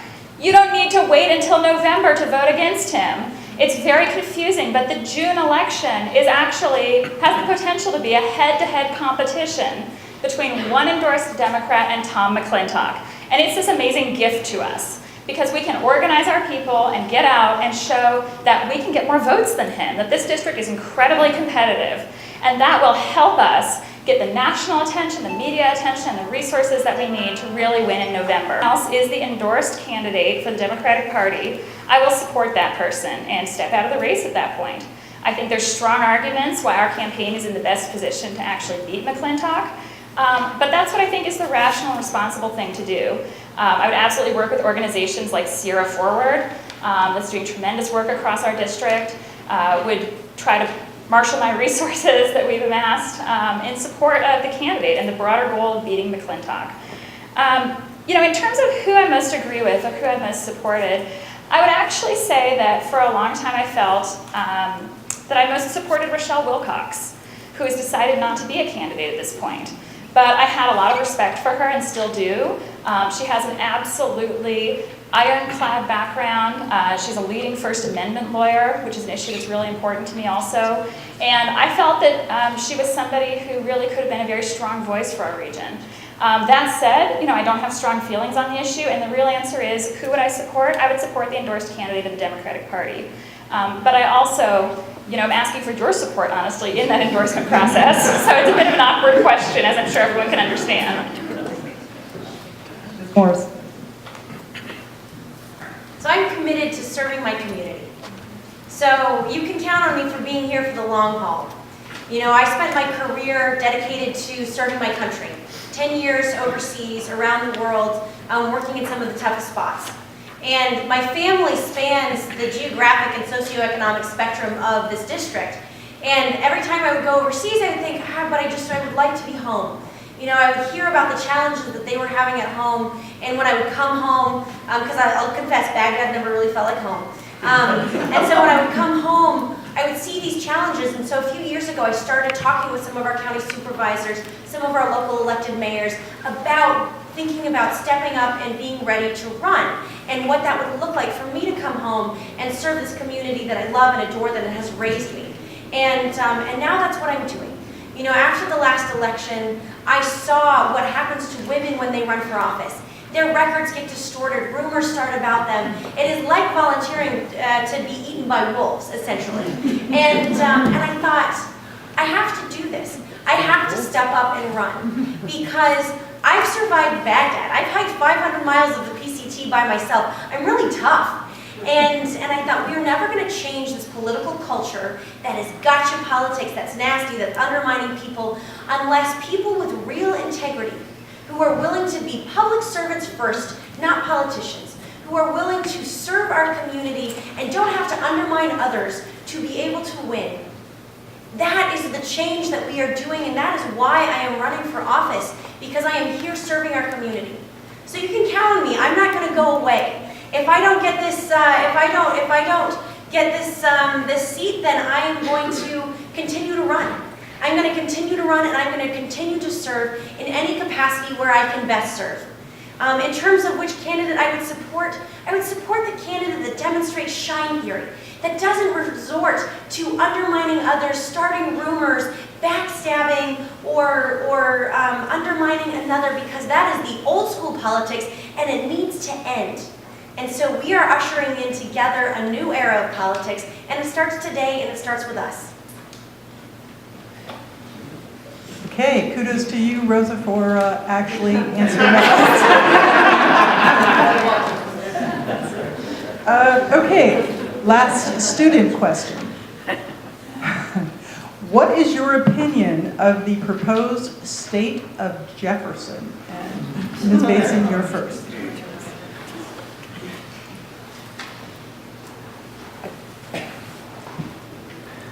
All right, so I want to tell you guys a story from the El Dorado County Fair that was held in Placerville. Now, it was a really hot day, but our Democrats there were pretty lucky. They had a table in the shade, and the state of Jefferson's table was in the sun. So that was part of the reason why a bunch of the state of Jefferson folks came over to the table where I was talking to people, handing out materials. And I'll tell you that my mom was there too, and she's a nurse. That means she knows everybody in the community, and she's really good at talking with just about anyone. So, we started having a conversation, just talking about what did you do last weekend, and we realized we had a lot in common. Because do you know what those state of Jefferson folks were concerned about? They were concerned about the tree mortality crisis. I mean, they had been out for a hike and told me about how they'd come around a curve and saw a huge stand of dead trees on one of their favorite routes. And one of the adult sons of this woman I was talking to just about started crying and said to her mom, the forest is dying. And we kept talking, and in that conversation we realized there is so much that unites us. They are yearning for real representation. They're yearning for someone who will stand up for their interests, who can ensure that their kids have access to good education, that there are good paying jobs, and that we're being responsible stewards of our natural environment that we all love. Here's what the state of Jefferson doesn't like. People from LA and people from San Francisco. They feel dominated, right, by those parts of California, and I can understand that. I think we can all understand that because we are being represented by someone from Southern California. So if you talk to some state of Jefferson folks about Tom McClintock, here's what I need you to say. Tom McClintock is from LA. Even if you succeed with your political project, you're still going to be a state. You're still going to need a representative in Congress, and wouldn't you like that to be someone who's actually from this region, who's actually going to stand up for your interests and engage with you? How do you feel about being represented at the federal level by someone from LA? I'm telling you, it's very effective. Ms. Morse. I had a nice chat with state of Jefferson guys at one of McClintock's town halls. They had a booth out front, and so I approached them as I do every member of our community, with a willingness to listen. And I started talking to them, and what I heard from them, I was asking them, why do you want to secede? Why do you want a separate state? And what I realized is that they feel that they don't have representation for rural issues. Guess what? We don't have representation for rural issues because we have Tom McClintock, who is not representing our rural issues. And so I started talking to them about fire prevention, better water management strategy, job creation for their kids here at home, and bark beetle kill. And I found that we had solid common ground. Part of the advantage I had is that I started out my campaign with a 3-month listening tour of our district. I went and met with our county supervisors, local mayors, CAL FIRE chiefs, hospital boards, chambers of commerce, and I listened to make sure that I understood the issues that our district, the rural issues that our community was facing, so that I could be a partner in solving those issues, and that I could find the best ideas and give those ideas a platform that we could project. So I spent 3 months, I did all 10 counties, and I came out with a solid foundation. So it was incredibly natural to have a discussion about the real issues and the real needs of our rural communities with anyone in these communities, any of our neighbors, whether they wear gold and green shirts, saying State of Jefferson, or whether they wear, blue shirts about Democrats, I don't know. Anyway, it is critical to make sure that we are approaching Humboldt County, and that's one of the hubs for this. Trinity County, Siskiyou County, it's where they have revived the movement. The reason they're reviving the movement is because they truly feel that there is no representation, and of course, many of us know that there are other dividing issues. And so we were at a town hall just this year in Sonora, and the entire place was packed, and I'm one of the founders for Indivisible CAO4, so we were out there handing out literature and trying to talk to everyone and telling them that this is a nonpartisan group that has really developed, and we're trying to give a voice back to the people. And there's a large population of State of Jefferson people, and if you have never seen their attire, it's really easy to spot. It's the green shirts with the yellow, and sometimes they wear like kind of camo, so it's easy to spot them. While we were taking our seats, the entire place was packed. People were standing everywhere, and I took my daughter with me. So I go and sit her down with a friend of mine, and then I'm looking around for one spot. I find the one chair in the middle of the state of Jefferson, and I ask them if I can sit down, and they say, sure, and I have this huge box in my arm, and they're like, what do you have in that box? I said, I have my liberal agenda. So I sat down, and I started a conversation with them, and I looked over at their poster board, and I said, your message has changed. At the top of the list, it said inclusivity. That's what they are trying to aim for right now. And then I looked at the redrawn map, and as someone who's a geographer, I said, what is this? You're pulling in the Silicon Valley into your map. So we really started talking about the reasons why they want to basically break off from California. It's not secede because they don't want to secede from the nation. And their effort would really take a constitutional amendment, because in the Constitution it says that no new state will be created from an already existing state. But they're going around all of this, and they're going to do this without our help if we don't reach out to them and find out why they're trying to split up. So, can I just finish super quickly? I had 1 minute before, so. And so, one of the things that they're really focusing on is really running for office. Because we're not giving them a voice, they're going to give themselves a voice. Many of them are running for district supervisors in every county, and they're taking on votes to sign a petition that they want to leave the state of California. In 1860, the state of California decided that they were done giving us representatives. So at that time, they capped the amount of representatives at the state level to 40 senators and 80 assemblymen. Back then, those people were able to represent 6,000 people and 7,500 people. Today, those numbers are 500,000 to 1 million for each representative. So they really have a case. They filed a complaint to the state of California, and when they finally had their day in court with Alex Padilla, the judge asked Alex Padilla what he thought about their claims, and Alex Padilla looked at her because the judge asked additionally, and what have you thought about doing in the case of the lack of representation? And what Alex Padilla said is, we haven't thought about it. That's a huge problem, not just at the state level, but at the federal level, our voices get smaller and smaller. Someone in Wyoming, their vote matters 3.6 times more than ours does here in California because of the lack of representation that we have. And that's exactly what we have to do. Past the issues, we have to look at who is speaking on our behalf and are they hearing us. So when I think about the state of Jefferson, I just think about creating that unifying message and how to get it to create those things that really unite us together. Schools, education, our jobs, our livelihood is at stake right now. So we have to come together and move forward together. Thank you. Okay, next question. The Southern Sierra Miwok Nation is not officially recognized as an indigenous nation by the United States federal government. The Southern Sierra Miwoks submitted their petition for recognition in 1982. Do you have any opinions on this matter? Oh, I'm sorry. Yes. Okay. Morse, you start. Great. Yeah, no, our Miwok tribes were in Yosemite before any of us. These are our tribes that have an indigenous claim because they have been here. So I would absolutely fight and support and be an advocate and an ally for our tribal nations. And we need to respect and support that. I would also be a strong advocate for getting more resources into our tribal communities so that they can have the best opportunities and the best resources. And frankly, I am willing to be a good listener on this, because I'm not going to come in and pretend that I have the answers or that I know what should be done. But I know that I will be an advocate for every member of our community, and I will be an incredibly strong advocate for the members of our community who have been underrepresented and who have been isolated or marginalized, and to make sure that we give every member of our community the best tools and the best way forward. I've seen tribal communities up in Alpine County working really effectively and being an integrated part of the school boards and the chambers of commerce and having leadership roles in local government. I would love to see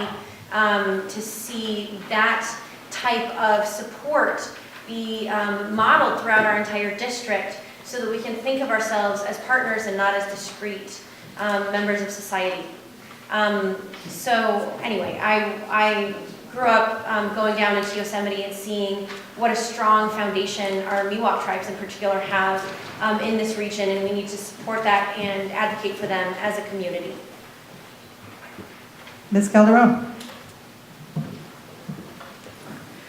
So I'm from Central America, and my family is indigenous. We're Mayan, and in not just down there, but in every nation, we see that the indigenous people do take a second-class citizenship from the new countries or the new civilizations that have established in their homelands. I completely support them to have their being recognized as a tribe. I would work with the Department of Interior to make sure that we are providing the right resources to many of our tribal lands and the councils. In North Dakota, there were a lot of tribes, and if you know about DAPL, then you know what's happening out there. They don't really have control over their lands because many of their lands are just federally protected lands. And even when it comes to reservation lands, then the federal government kind of takes a back seat when it comes to helping them out with education and helping them out with crime assessments. So those are things that we have to work on. When I was up in Humboldt County, I studied the Hupa and the Wiyats. When I was up there, the Wiyat tribe was actually just having a ceremony that were closed ceremonies, and they had allowed me to come and spend some time as a spectator, and I was the only person that they had allowed to see those ceremonies in over 100 years.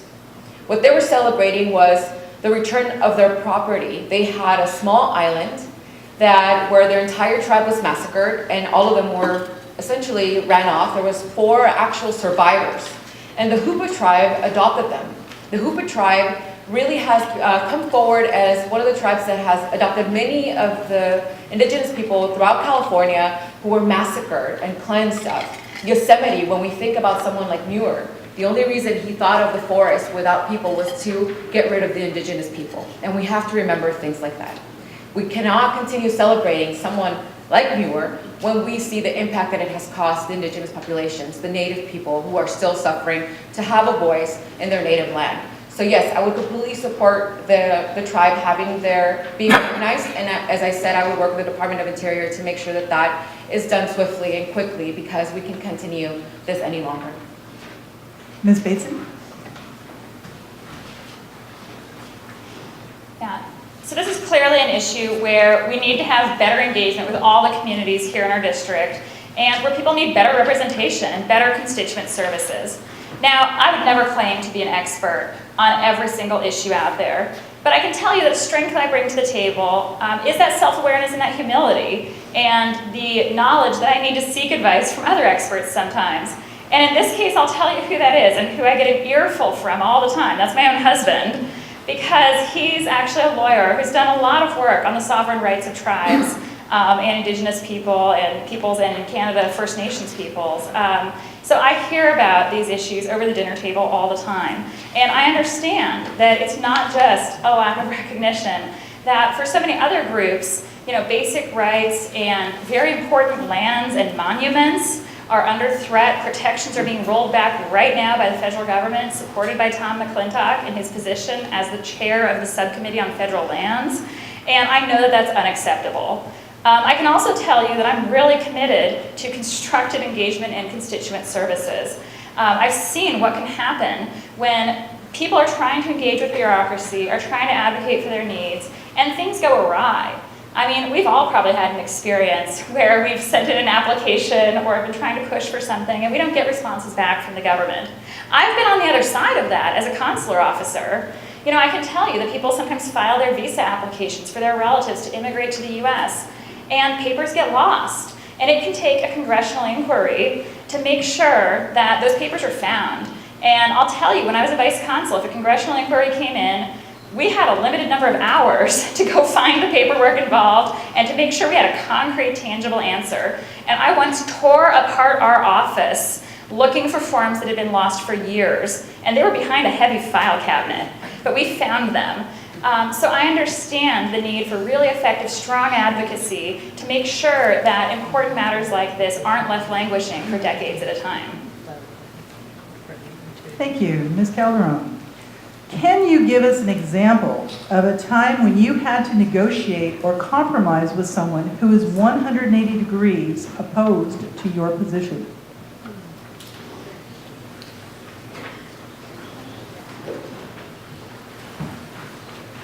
180 degrees. I think I do this almost daily. I don't think I will ever find someone whose views align directly with mine at every turn. You know, even as Democrats right now, we're having to find ways to unite ourselves. We have a division. What we saw in the last 2016 election was a country divided on the same issues, but not knowing what direction or path to take.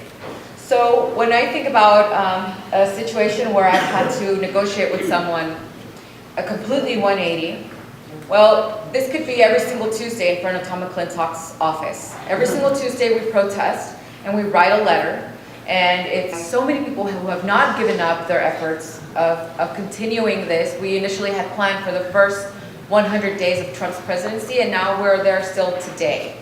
So the way that we compromise, sometimes we have hecklers. Every single day, we have one guy who is just incredible. He comes out there, and he's a Tea Party guy, and he wears a shirt that says a proud deplorable, and he'll stand next to me, and he'll talk to me about the things that matter to him, his family, his wife, and I'm thinking that day by day, there will be one day when he says, you know what, Rosa, I'm going to vote for you. But every single day, every single time that we're out there, we'll have great conversations. We've taken pictures together, and before he leaves, he lets me know, I'm still voting for McClintock. So I have to compromise. Every time I see him, I have to make sure that I reach out, that I give him that same kindness that I have given him before. And that's true with every other person that I meet. We have 3 incredible candidates that are running for Congress today, and people who I considered my amazing friends don't believe that I may be their candidate and have ran whisper campaigns against me. And I still will let them know that no matter what happens, if I do win, that I will fight for their freedoms and their rights. And that's something that we have to take into consideration ourselves every single day. Kind of as Michelle Obama said, you know, that when they go low, we go high. And that's something that we have to teach our children so they can continue, so that we can have a working Congress. Thank you, Ms. Bateson. Already in the course of the campaign, I've had a lot of conversations that were really constructive with people we might think would be 180 degrees, just diametrically opposed. Dyed-in-the-wool conservatives, climate change deniers, people who voted Republican their entire life and approached me even with some hostility.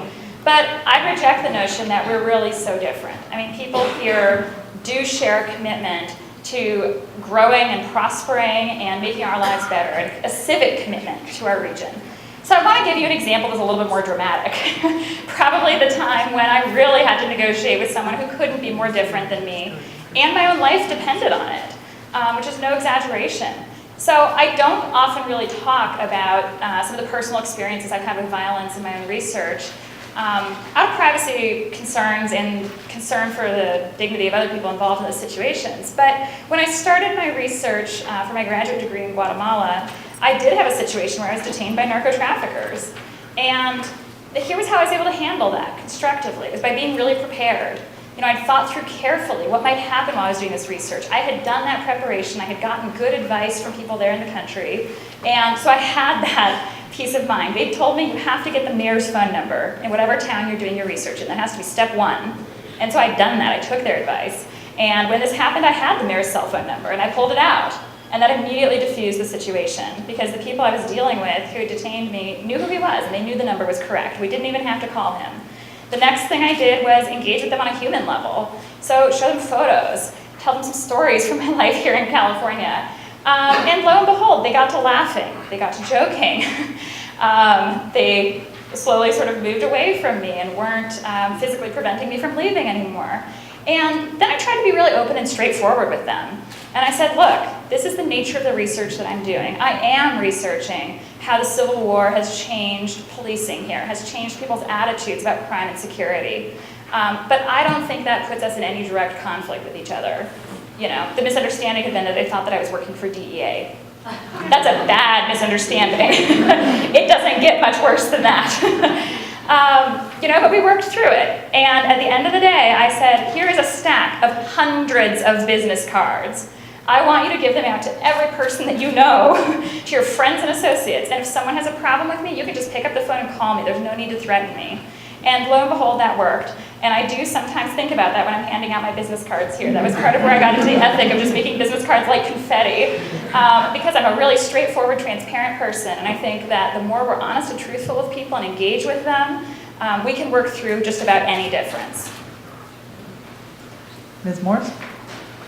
Yes, I've spent a lot of my career negotiating with sort of opposing sides. And I always ask myself, what is at the root of what they need? Not what they're saying they want, but what is it that they need? What is it that they are aiming for? And how can I help them and us get to a win? Because there's always a way to find a solution working together. So when I worked on the federal budget at the State Department, I had the Iraq Reconstruction portfolio. So that was about $25 billion. I was 25 years old, and all of my colleagues were about 20 years older. And they had given this to me because I had been on the ground. I had seen what had been going on in the field. I had been part of the cleanup crew after the terrible decisions made in 2003 in terms of Iraq development, and we had been working to kind of mitigate that. And we had been working to try to find enough resources to get guys employed so that they wouldn't join the insurgency. That was the basic root of the principle.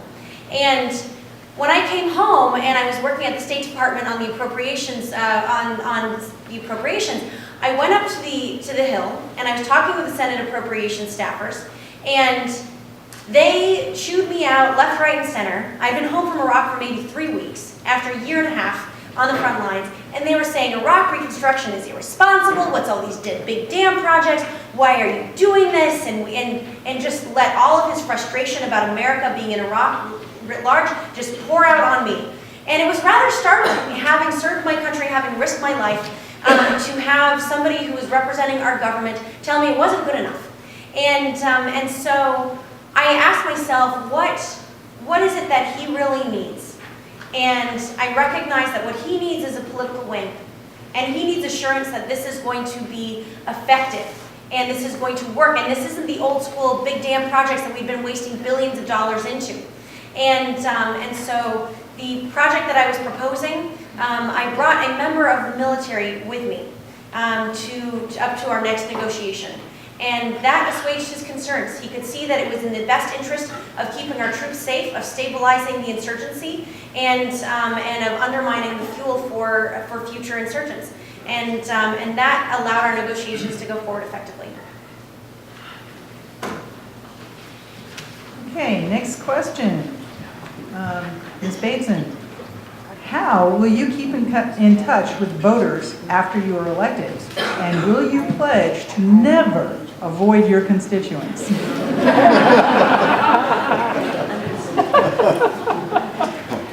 Yes, I will absolutely pledge to never avoid my constituents, unlike someone we know who has literally run away from his constituents, on video, in fact. But in all seriousness, I am really committed to community engagement. And here's the specific promise that I can make to you. That every year, I'll hold one public town hall, at least, in every single one of our counties. And I say at least because, I mean, there's 12 months in the year, we've only got 10 counties. We can double up if we need to, if there are particular issues, particular level of interest, and that's at minimum. But this is the district that I'm from. I grew up here since I was 2 years old. I went to our public schools. I worked all my first jobs here, everything from food service to umpiring. I volunteered at one of the hospitals in Roseville when I was in high school. My mother has worked at the 2 largest hospitals and taught at our community college there. My dad worked at HP, which is a major employer in Roseville, and still is, although a bit smaller. He was one of the people kind of forced out into early retirement. This is where my roots are, this is where my family is, and this is my home. And that is why I'm running for Congress. Is to really stand up for us, for our values, to do what's right, for our family, and for our communities, and for our country. There's another real practical reason why you can be assured that I'll be spending a lot of time in the district, even when elected. And that's that my own family would be staying here. We've talked about this very seriously. You'll see on our flyers that I've got 3 young kids and a fantastic husband. And they would remain living in Roseville. And I'd go on the politician flight to DC on a Sunday night. There's one direct flight from Sacramento to DC. And then come back on a Thursday night and work out of district offices. I'm also committed to opening multiple offices. It is unheard of to have only one office for a congressional representative in a district of this size. And it is completely unfair to you all that right now Tom McClintock is only willing to talk to you on his schedule and only sends his staffers down here really infrequently. So I think we need multiple different district offices, at least one town hall in every county every single year. And I'll be back here on all the recesses and all the weekends because my family's going to stay here assisted by my parents who are in Roseville when I'm in Congress. Ms. Morse. The entire reason I'm running is to be able to serve our community. So one of the things I've loved about the campaign thus far, and will continue to love when I'm in Congress, is being able to be a partner with our community. Being able to listen, understand the issues, and advocate for them. That is the entire reason I am running for Congress. So I will have an incredibly open door policy. And my plan is to come out and be engaged in the community at every level. I've already really enjoyed speaking to high school classes and doing some community service events. One of our campaign plans is to have a community service campaign where we will partner with local churches, local schools, roll up our sleeves and get to work and stand side by side with our community. It's not about, it's not about there's nothing, yeah, anyway, we are supporting our community at our core. And that is what McClintock hasn't done. He has ignored, I was talking to the Republican mayor in Placerville, for example. She said McClintock would not take her meeting when he went out to DC. And I've talked to a number of our elected representatives and local officials who have gone out to DC and gotten a closed door in their face from their alleged representative. This is not good enough. We need to be committed to listening to everyone. I've come down here and I've met with your county supervisors. I've met with different officials to make sure that I can be a good and strong advocate for the challenges that we have. And I am committed to being a partner for our community. You know, when Tom McClintock voted to shut down the government in 2013 because that promoted his political agenda, he was forgetting the impact, or willfully neglecting, the impact that had on our community. That shuttered our businesses for 2 weeks after the Rim fire. And now that we're at the face of a government shutdown again, we need to be able to take a hard stand and recognize we need to be able to get McClintock out and get a representative in who will understand the impact of policy decisions on our community on the ground, and that's what I'm committed. And let's do hype with the candidate. Ms. Calderon.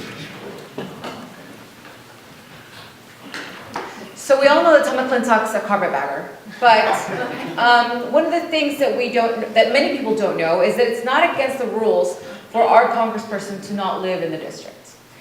I propose that we demand that our congresspeople come from our districts, live in our districts, and I propose to introduce some type of legislation that includes that in there and that requires our congresspeople to spend a certain amount of days within their districts. In Congress right now, there's about 30 congresspeople who have spent 7 hours in their district over this entire time. So it is imperative that we demand that someone in the House of Representatives who was intended to be there as a representative of their community actually represents the people by knowing them, going to talk to them, going to their town halls, actually attending town halls. Another thing is, I have proposed with many of the state of Jefferson people and even the Tea Parties, and I make this commitment to every person that I would be representing, is creating citizen committees within the counties. This district is enormous, and it has 10 counties inside of it. And because of the just enormous size of it, it is very difficult for someone to have 1 or 2 offices and to make themselves available all over the place. The other thing is, the staffers that McClintock has shut their phones off. They lock their doors when they know that we're coming. They refuse meetings with us. They've blacklisted many constituents. And they pull the plugs on their phone so that even when you do call, there's no one there to answer. So all of those things need to be recorded. When we were actually demanding a record to see how many times we call and to see the ratio of how many calls they return or mail they answer, one of the things that the staffers let me know was that there is no requirement for them to keep any record or actually call you back. That is not okay. Why do we have to pay these congresspeople, these representatives, if they're not willing to represent us or even meet us halfway? Okay, and this is the last prepared question. We may have others. Do we have others? One more, okay. All right, Ms. Morse, you're up. Do you support a single-payer healthcare system? And if so, what steps would you take to get us there? And if not, what would you do about healthcare instead? Yes. We don't walk into a grocery store and get our milk and eggs and cheese and come home 2 weeks later and get a bill for $2,000 and say, oh gosh, I got out-of-network milk. Our healthcare system is broken. The way it is set up is broken. It's not a functioning market. And the ones that are suffering the most are our rural hospitals, who aren't getting the representation, who aren't getting the support, who aren't getting the funding. The structure is not set up to support rural hospitals right now, and that needs to change. It leaves us stranded outside of a golden hour where we can't get to a hospital in time if our rural hospital closed down. So we need to change the system. But the question is, how do we get there? And the resistance we'll get on a single payer or universal model is, how do we pay for it? And I think that's an important question to answer. So the first step is to actually figure out what is driving up the price of healthcare, and how do we drive it back down to reflect the actual cost of healthcare. California just passed a healthcare pharmaceutical transparency law, which allows us to look at the books of pharmaceutical industries so that we can see if their prices are reflective of the R&D that went into their drugs, or if those are reflective of a monopoly that they're taking advantage of. You know, we need to look at what's driving up the prices of hospitals. Is it people coming into the emergency rooms without insurance and then having that cost to get distributed throughout the rest of the system? This will allow us to understand what's driving up the price so that we can bring it down to the actual cost and make it more affordable. The next phase would be universal primary care. We need to have an emphasis on preventative measures. You know, here in Mariposa County, you just got a mammogram machine that's up to date and amazing to use, and is starting to focus on preventative measure and preventative care. If that wasn't here, I talked to a woman today who said she wouldn't have gone in, and she would have not driven all the way into Fresno or Madera or something to get that done, but because it was right there, she used it. We need to start emphasizing preventative measures and universal primary care so that people can start, so that people don't use emergency care as their last recourse. Instead, it's going to be cheaper for us to have preventative, healthier population. Ms. Calderon?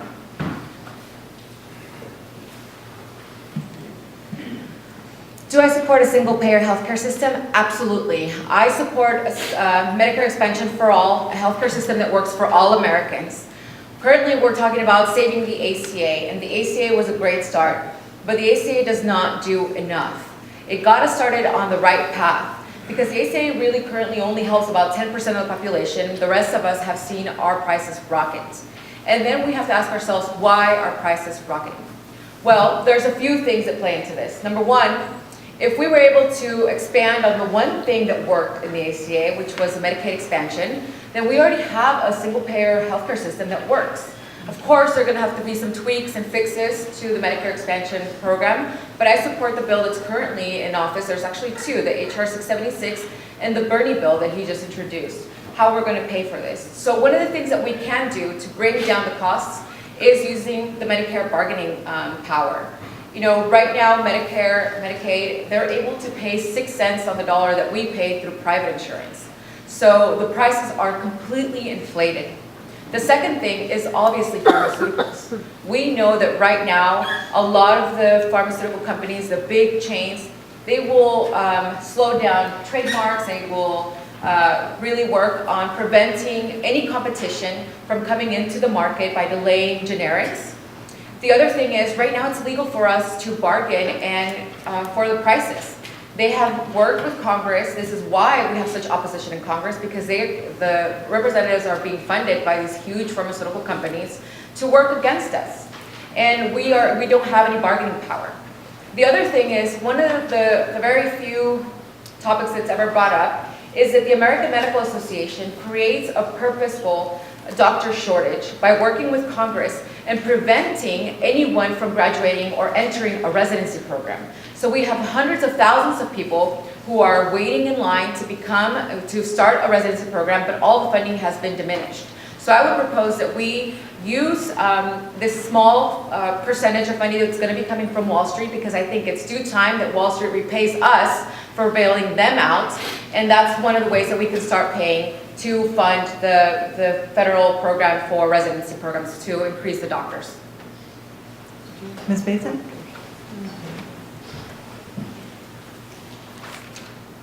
So I propose taking 3 steps on healthcare.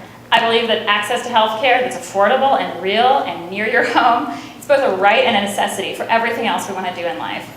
But how can we do the most good for the most people in the shortest amount of time? You know, what are the concrete, pragmatic, tangible priorities we have to have? First, protect and defend what we have. Right now, every pillar of our healthcare system is under assault. The Children's Health Insurance Program, Congress has allowed funding for this to expire. This is one of the most successful programs we've ever put into place. It is criminal that this could be allowed to languish this way.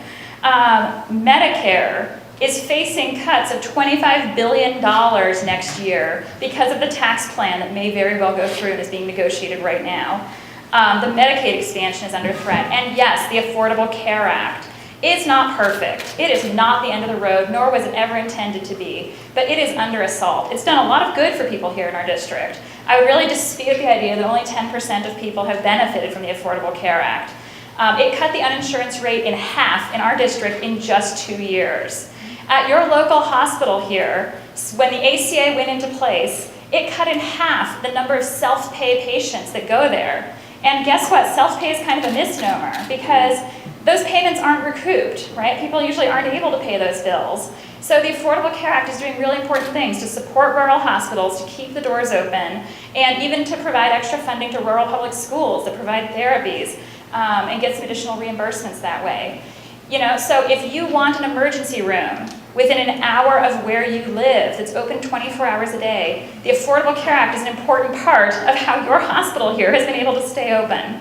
But it's not good enough. You know, I would concretely propose stabilizing the individual market, fighting to save and improve the ACA, make sure that we get the prices down for people who are self-employed, for small business owners. But then we need to cut costs also. We start with prescription drugs and get our government negotiating to bring those drug prices down.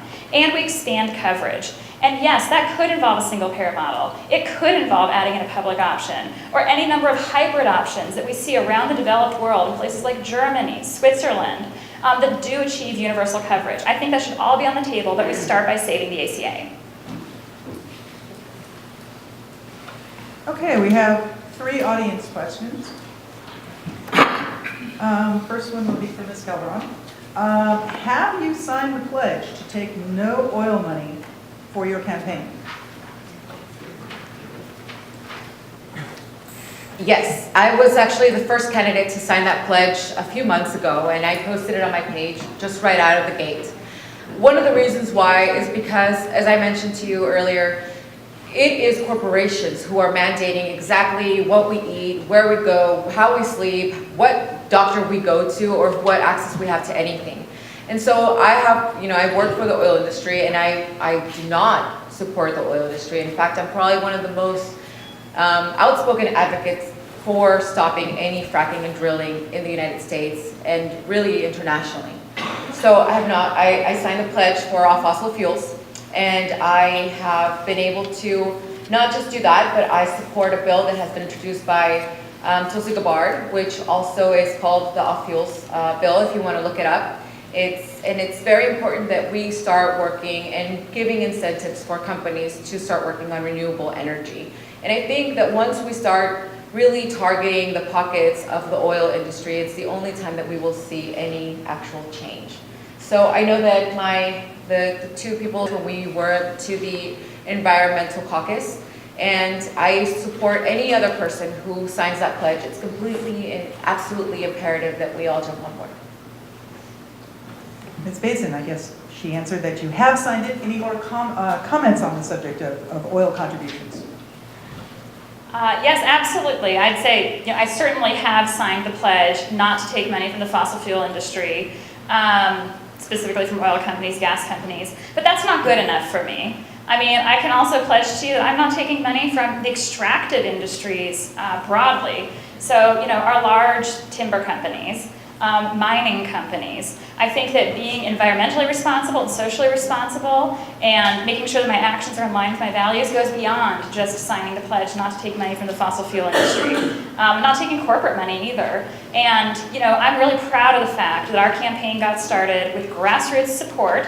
It is very unusual to be able to do that. Any political consultant will tell you that to start your campaign, you should make a list of wealthy people, and then you should cultivate them over the course of months. And on the first day you formally become a candidate, you should call them up and try to get them to each give $5,000 to your campaign, $2,700 to your campaign, maybe $10,800 per couple, which is the absolute legal maximum. And that is not how I got started. I got started with $20, $25 donations from all across our district, and that's how our campaign has continued to grow. So I'm absolutely committed to keeping up that grassroots model. It's why we do house parties almost all the time. I'll give you a little plug and say that there's one in El Portal tomorrow night and another one in Twain Harte on Saturday.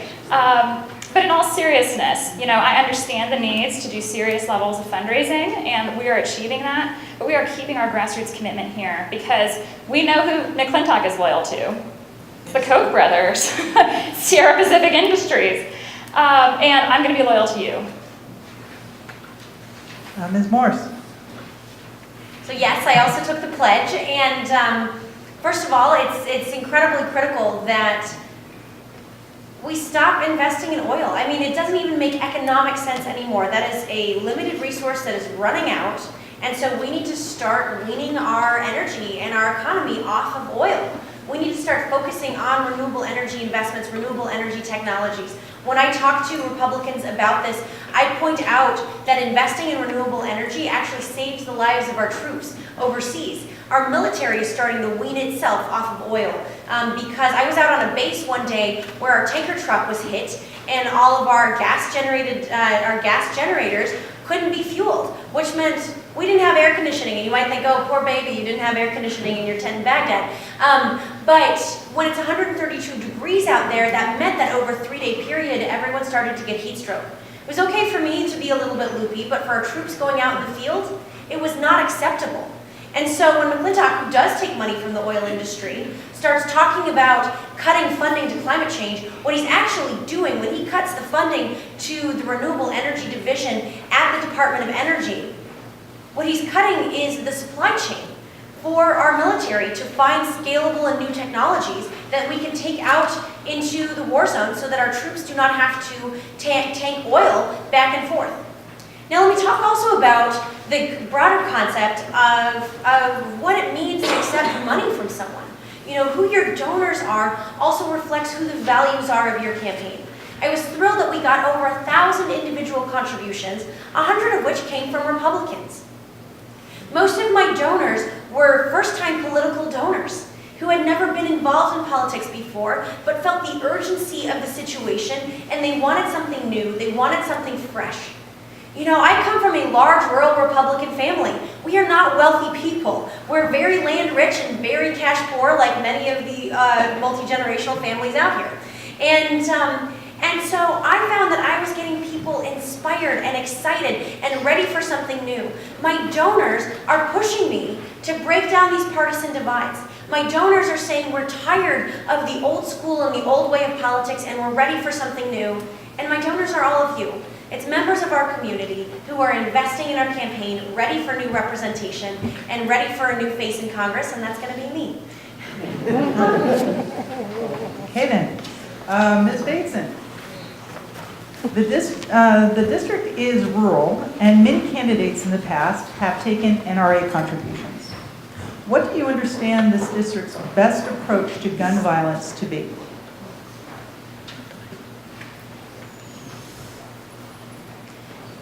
Well, let's start by being very clear that I am most definitely not going to be taking contributions from the NRA. I mean, I sort of thought that went without saying, which is why I didn't mention it in the list before. You know, but at the same time, I really understand and respect the culture of responsible gun ownership that we have here in our district. There are a lot of perfectly legitimate reasons why people here in our district own guns and own firearms and have done so for generations. You know, someone in Placerville who was in his 90s told me that having a gun or a firearm around is just like a piece of the furniture for a lot of families. And traditionally, people always had three types of guns. You had a shotgun, you had a rifle, and you had a pistol in your home. And that's just completely normal. So this is an important part of the culture of our district. You're probably going to leave here today, and you're going to tell your friends, hey, we just saw a forum with 3 lady Democrats. And they're going to say, they're coming for my guns. So here's what I think we can all agree that we need you to take away with you. Actually, I want you to repeat this after me. The Democrats are not coming for your guns. Okay, let's say it. The Democrats are not coming for your guns. Because here's the truth. California is way, way out ahead of the federal government when it comes to common sense protections to protect all of our safety and allow people to be responsible gun owners. So even if there's some action at the federal level to protect us, that's not going to affect the experience of people here in California in terms of background checks, in terms of how they purchase guns or how they sell them, or what they're able to do with them. But here's what we do need at the federal level. We need universal background checks, and we need a background check system that works. So that's my priority, and here's why. Because I'll tell you, we've got pretty good policies here in California, but we're next door to Nevada.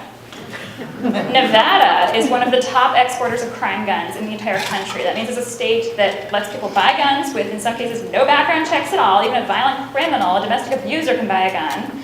And they're right next door to us. So 90% of Americans and over 75% of NRA households agree we need universal background checks, and that is something that I support at the federal level to protect all of our safety. Ms. Morse? I will not be accepting NRA funding. Now, I came from a large rural Republican family here. So, of course, I grew up hunting and fishing with my dad and my cousins and my uncles. And it turns out I'm a better shot at pheasants than all of them. And so I can produce pictures of me and a dog and a gun and a pheasant. And that's part of our community. That's part of our heritage here. And I'm going to challenge McClintock to a shoot-off because I don't think he can hit a pheasant. And so I am part of this community and I understand it. And I've been finding that as an effective message to be able to assuage the fears of our friends and neighbors who do have NRA bumper stickers on the back of their vehicles. You know, I was talking actually with with someone out here, and we were agreeing on all sorts of things like workforce housing development and better water strategies. And he leans in and he says, "But what do you think about guns?" And we decided we'd go quail hunting. And that kind of answered his concern. But I said to him, I said, well, how do you feel about the standards of gun safety that we already have here in California? Do those feel oppressive to you? Do they bother you? And he said, no, those are fine. And I said, great. What we're going to try to do is get the 2-week waiting periods in across the country. Because no one needs to be in a hurry to get a gun, just like you're not in a hurry to get your driver's license. You know, we can get the universal background checks that are up to standard across the nation, so that the responsible gun ownership we have here in our community can be the standard we have across the country. No one in our community would hand their gun to somebody who is mentally unstable or has a history of domestic violence. That should be a standard that we have across the country. And, you know, and McClintock is way off in la-la land when he tries to propose things like supporting silencers, because that supports hunters. I thought, anyone ever seen you go deer hunting with a silencer? I mean, really, that frankly endangers hikers, which offends me. And so we need practical, smart, intelligence gun safety standards, and we as Californians can all support that and get on board. Ms. Calderon? So no, I will also not be taking any NRA money, but we know someone who has. McClintock has taken over $13,000 in contributions from the NRA. And that's exactly who he votes for. It's not us who's keeping in mind. So because I have been speaking across this district to people from all walks of life, and most of the time when I'm knocking on doors, I don't know who I was speaking to. But not long ago, I was down here during the Detweiler fire, and I was volunteering when this gentleman came up to us and was just very curious as to who I was. Now I was there, I guess incognito. No one knew that I was running for Congress. But the mere fact that he saw this Hispanic woman there, he just really wanted to know what I was doing there. And so I just kept trying to evade the question, and finally he asks my daughter, and she says, my mom's running for Congress. So then he walks up to me and he goes, so, what are you gonna do about guns? And I said, you know what, I'm gonna give you a really quick example about what happened to me. So when I lived in North Dakota, we were moving back to California, and we were trying to figure out where we were going to live. And one of the things that I decided to do was, instead of renting an apartment while we were looking for a house to buy, we should buy a fifth-wheeler and live in that until we were ready to move. And I said, so when I went to the dealer to buy the fifth-wheeler, they kind of just let us sign paperwork, and they kind of just did a little walk around to teach us how to hook it, and that's about it. And I said, wait, we don't need anything else, like we don't need a license, we don't need anything else, any driving lessons, just a quick roundabout or anything. And the guy says, no, it's yours, here you go, here's the keys. But something like a panic set in me, and I started looking at the jackknifing that happens, the accidents that happen. There is no regulations for people, for motorhomes, for trailers, for RVs, there's nothing. And so I said, when I get on the road, it is now my full responsibility if something happens. I'm supposed to be insured, and if I get in a traffic accident and I kill someone, then I should be fully responsible for the accident that happened. So we have to think about guns at the same level. If you buy a gun, then you should be absolutely held responsible for whatever happens with that gun, whether it's your 2-year-old who shoots your wife, or whether it's someone who's mentally unstable and you, as the gun owner, left it easily available and readily for them to go do a shooting like what we saw in Sandy Hook. And he said, you know what, I had never really thought about it that way. And he said he would support me, so he went out to the library to hear me speak even further, because I was actually there earlier in the day. But outside of that, one last thing, the other answer that I gave them is, yes, I'm running for Congress at the federal level. There's nothing in Congress that I can do that trumps what the regulations and laws are here in California. Okay, last audience question. See, Ms. Morse, I believe this one's for you. Ms. Calderon addressed reproductive rights in her opening statement by stating her support of a woman's right to choose. Will you all expand on your stances on this issue? I absolutely support a woman's right to choose. I recently took a tour of our Planned Parenthood facility in our district up in Roseville. And one of the points that they made is that they are serving an underprivileged population by giving women access to health care and preventative measures. We need to have a whole reframing of our conversation around these issues. This shouldn't be a single issue area where we vote. We have to demystify the myths that are out there about Planned Parenthood and access to family planning that we provide for women in our community. For example, Planned Parenthood does very few abortions. What they're mostly doing is women's health care and preventative care and family planning. I've been surprised that in our district, Planned Parenthood actually has a fairly high approval rating, because what we all want as a community is fewer abortions. We don't want anyone to have to go through that. But the tools and the approach to doing it, that's the political debate that we're having. And the tools that people are starting to come on board with in our community is recognizing that having access to education, having access to reproductive health care, and having access to family planning tools reduces the rate of abortion, which is why we are seeing one of the lowest abortion rates in our country that we've seen since before Roe versus Wade. And if you look back at a century ago, when abortions were illegal, what you had is women having to get illegal abortions that were botched, and they were dying from them. And I've seen this in other countries around the world. A young woman in Afghanistan died a terrible and gut-wrenching death because she had a botched abortion. And this is happening in our modern world today, and we don't need to take us back a century ago with our policies. We need smart strategies to work together to educate, to have access to education and access to health care for women around the country, and particularly women in rural communities that don't have easy access to hospital care as well. So that's something I'm very committed to supporting women on every level, and particularly on this one. Ms. Calderon?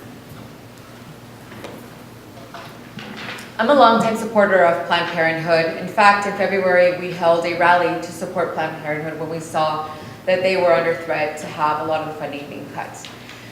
What Planned Parenthood is suffering from right now is a marketing problem. Many of these people, anytime that you hear something negative about Planned Parenthood, it is because they try to sell it as, you know, they're just holding abortions. But the reality is that they provide a lot more services than just that. And in fact, I'm one of those people who has benefited from those services. In fact, I'm benefiting from them now because the ACA has been able to only cover a small fraction of people, and for others it has skyrocketed the prices. As a small business owner, I've actually had to fall back into Planned Parenthood and apply for services there. So I completely support them because I had my yearly checkup, and those are the things that I want to talk about. Actually, I was knocking on doors just this last weekend, and as we're going up the driveway, I see a Catholic radio sticker on the minivan that we're going up to see. And we knock on the door, and the woman who opens the door, I can see her 5 children. They're like just running behind her when she opens the door, and she actually steps outside, and I can hear them, and we start talking about the issues that matter to her. I introduce myself, and I think she's just waiting for that moment to ask me, do you support a woman's right to choose? And I said, absolutely. And she said, well, I can't vote for you based on that single issue. So how do we reframe that? Immediately I said, there's much more than that. To bring a child to this world, you have to consider what world we're actually bringing them into. You have 5 children. I'm sure you're married. And she said, yes. And I said, do both you and your husband work? And she said, well, right now, I'm the only one that's staying home so that we can take care of our children. And I said, so those are the things that I'm fighting for. I'm fighting for FMLA so that you as a parent can have time off to take care of your children. I'm also fighting for equity in pay so that people are being paid a fair wage so that your husband, maybe you can survive with one income. I'm fighting for childcare costs so that you don't have to give up your job and stay home to support your family. There are many other issues that you have to think about when bringing a child to this world. I'm a mother, and I believe that maybe abortion should be a last case, last resort, but we have to start with actual reproductive information, education, and family planning. Ms. Bateson? So yes, I support a woman's right to choose. And I understand that we need women to be able to make the choices that are right for them and their families. Strong women make for strong families and a strong community. I've also got personal first-hand experience with, I think, the whole range of women's health care issues. I've been a patient of Planned Parenthood. I've been a patient of high-risk obstetrical practices. You know, if you look at the flyer back there, you'll see that we had twins. That entailed having an ultrasound just about every single week because it was pretty high risk. So, you know, I understand the choices that families face and that women face. But I also think, you know, that we need to be talking about McClintock and his record here and the strong contrast that I can offer to our region and our community and our families. Before I even got into this race, before I'd met him, there's a man named Roy Maps.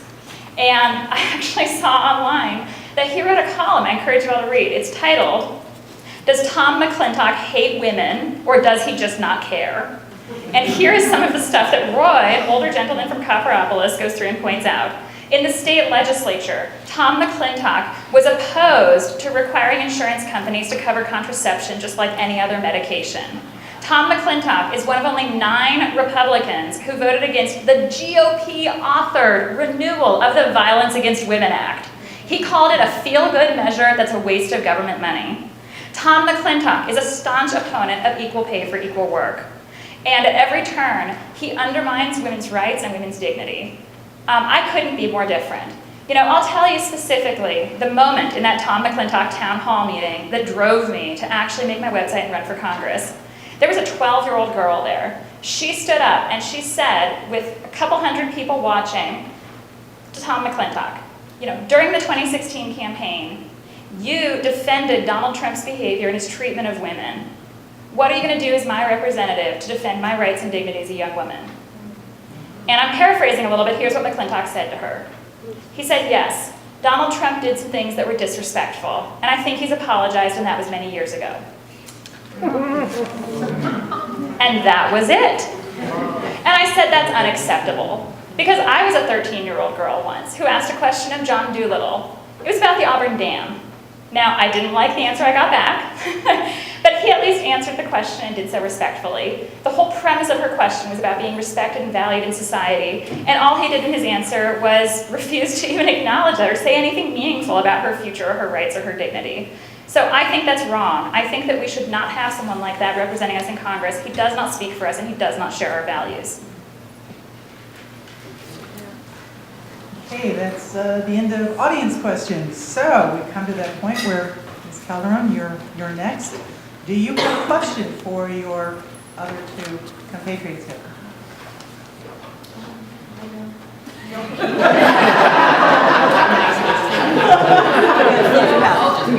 I'll be quick as to why I don't have a question of them. When they both decided to run, I was part of Plus Women Democrats, and we went through an intensive interview process to get to know the candidates. So I think I know them fairly well. I know that they both moved back into the district to run for Congress because they believe that they can make effective change here. And I believe that it's your choice and your opportunity today to ask questions, so I will render my question to him. Ms. Bateson. I'll do the same. I think you guys have been very patient tonight and thoroughly exhaustive in your questioning. Honestly, I'll give my time back to you. I think it's probably more productive to have individual conversations with each of you after this event tonight. Ms. Morse? I'll go with the team on this one. That's it. All right then.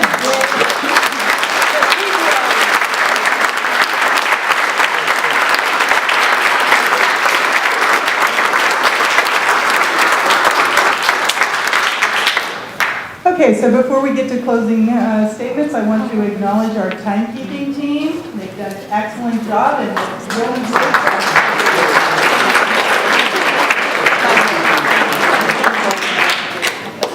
Okay, Ms. Bateson, I think you're up for the closing statement. I think we're good for a cup of coffee.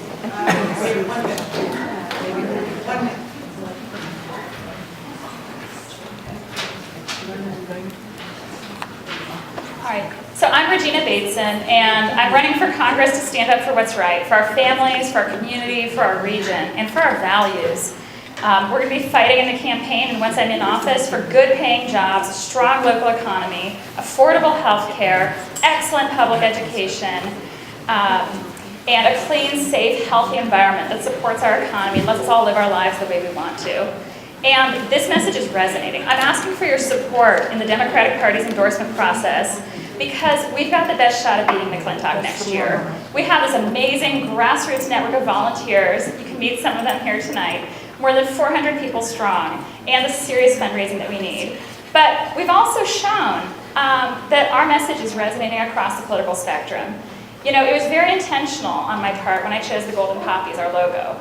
I think we need to be tapping into people's pride in the region, and we need to be approaching them in a way that's open and friendly and nonpartisan.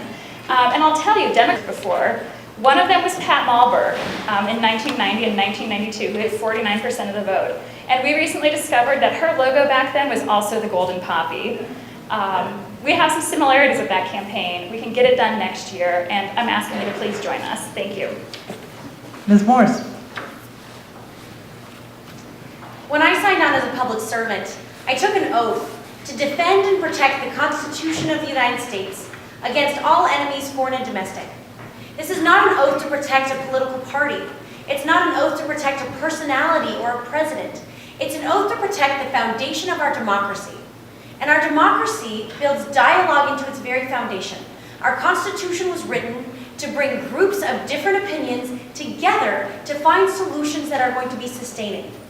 So when we have a representative who claims that their constituents are part of radical leftist experiments of voter registration, or the liberal elite, or however he wants to label them, and refuses to listen, this is somebody who is making a mockery of our Constitution. This is somebody who is rendering our democracy inept, and that is not good enough for our community. We need someone who is going to stand up and represent the foundations of our community. So I'm launching something I'm calling the new Morse code, and this is my personal code of conduct, my personal standard for supporting our community to ensure that we're putting our community first, that we're making public service the foundation of politics, and that I'm first and foremost serving you. So it is my honor and privilege to stand here tonight, and I look forward to having you join me in this campaign as we take our community back, and I will serve and fight for you every day. Thank you. Ms. Calderon.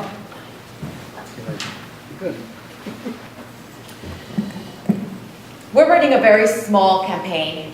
Right now, we actually have just reached our 5,000th individual donor, which has just been incredible. Every single month, we're hitting that 1,000 mark, which is just immense support. But we have kept it within the district at small donations. The average is $13.81.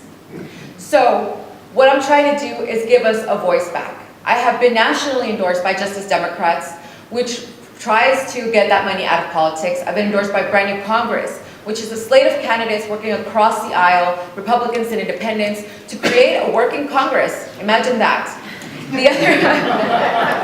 The other thing is that I want to make sure that we move forward together. I want to make sure that the appropriate people have a seat at the table so that they also are given a voice. And I represent a lot of minorities. I'm a woman, I'm a Latina, I'm an immigrant, but I'm also a scientist. And we need a seat at the table so that we can provide that diversity that our Congress truly lacks today. So I ask every single one of you if you could support me. I have the support. Soon enough, you'll see all the names that we're going to be releasing. And at the pre-endorsement conference, I am in dire need of those elected officials or the endorsement process to give me those votes so that we can move forward with the state party and then hopefully with the national progress. So thank you so much. I hope that we can really have someone who represents us. McClintock doesn't speak for us. He doesn't live here. He doesn't deserve to represent us. So we will unite, organize, and we will win. Thank you.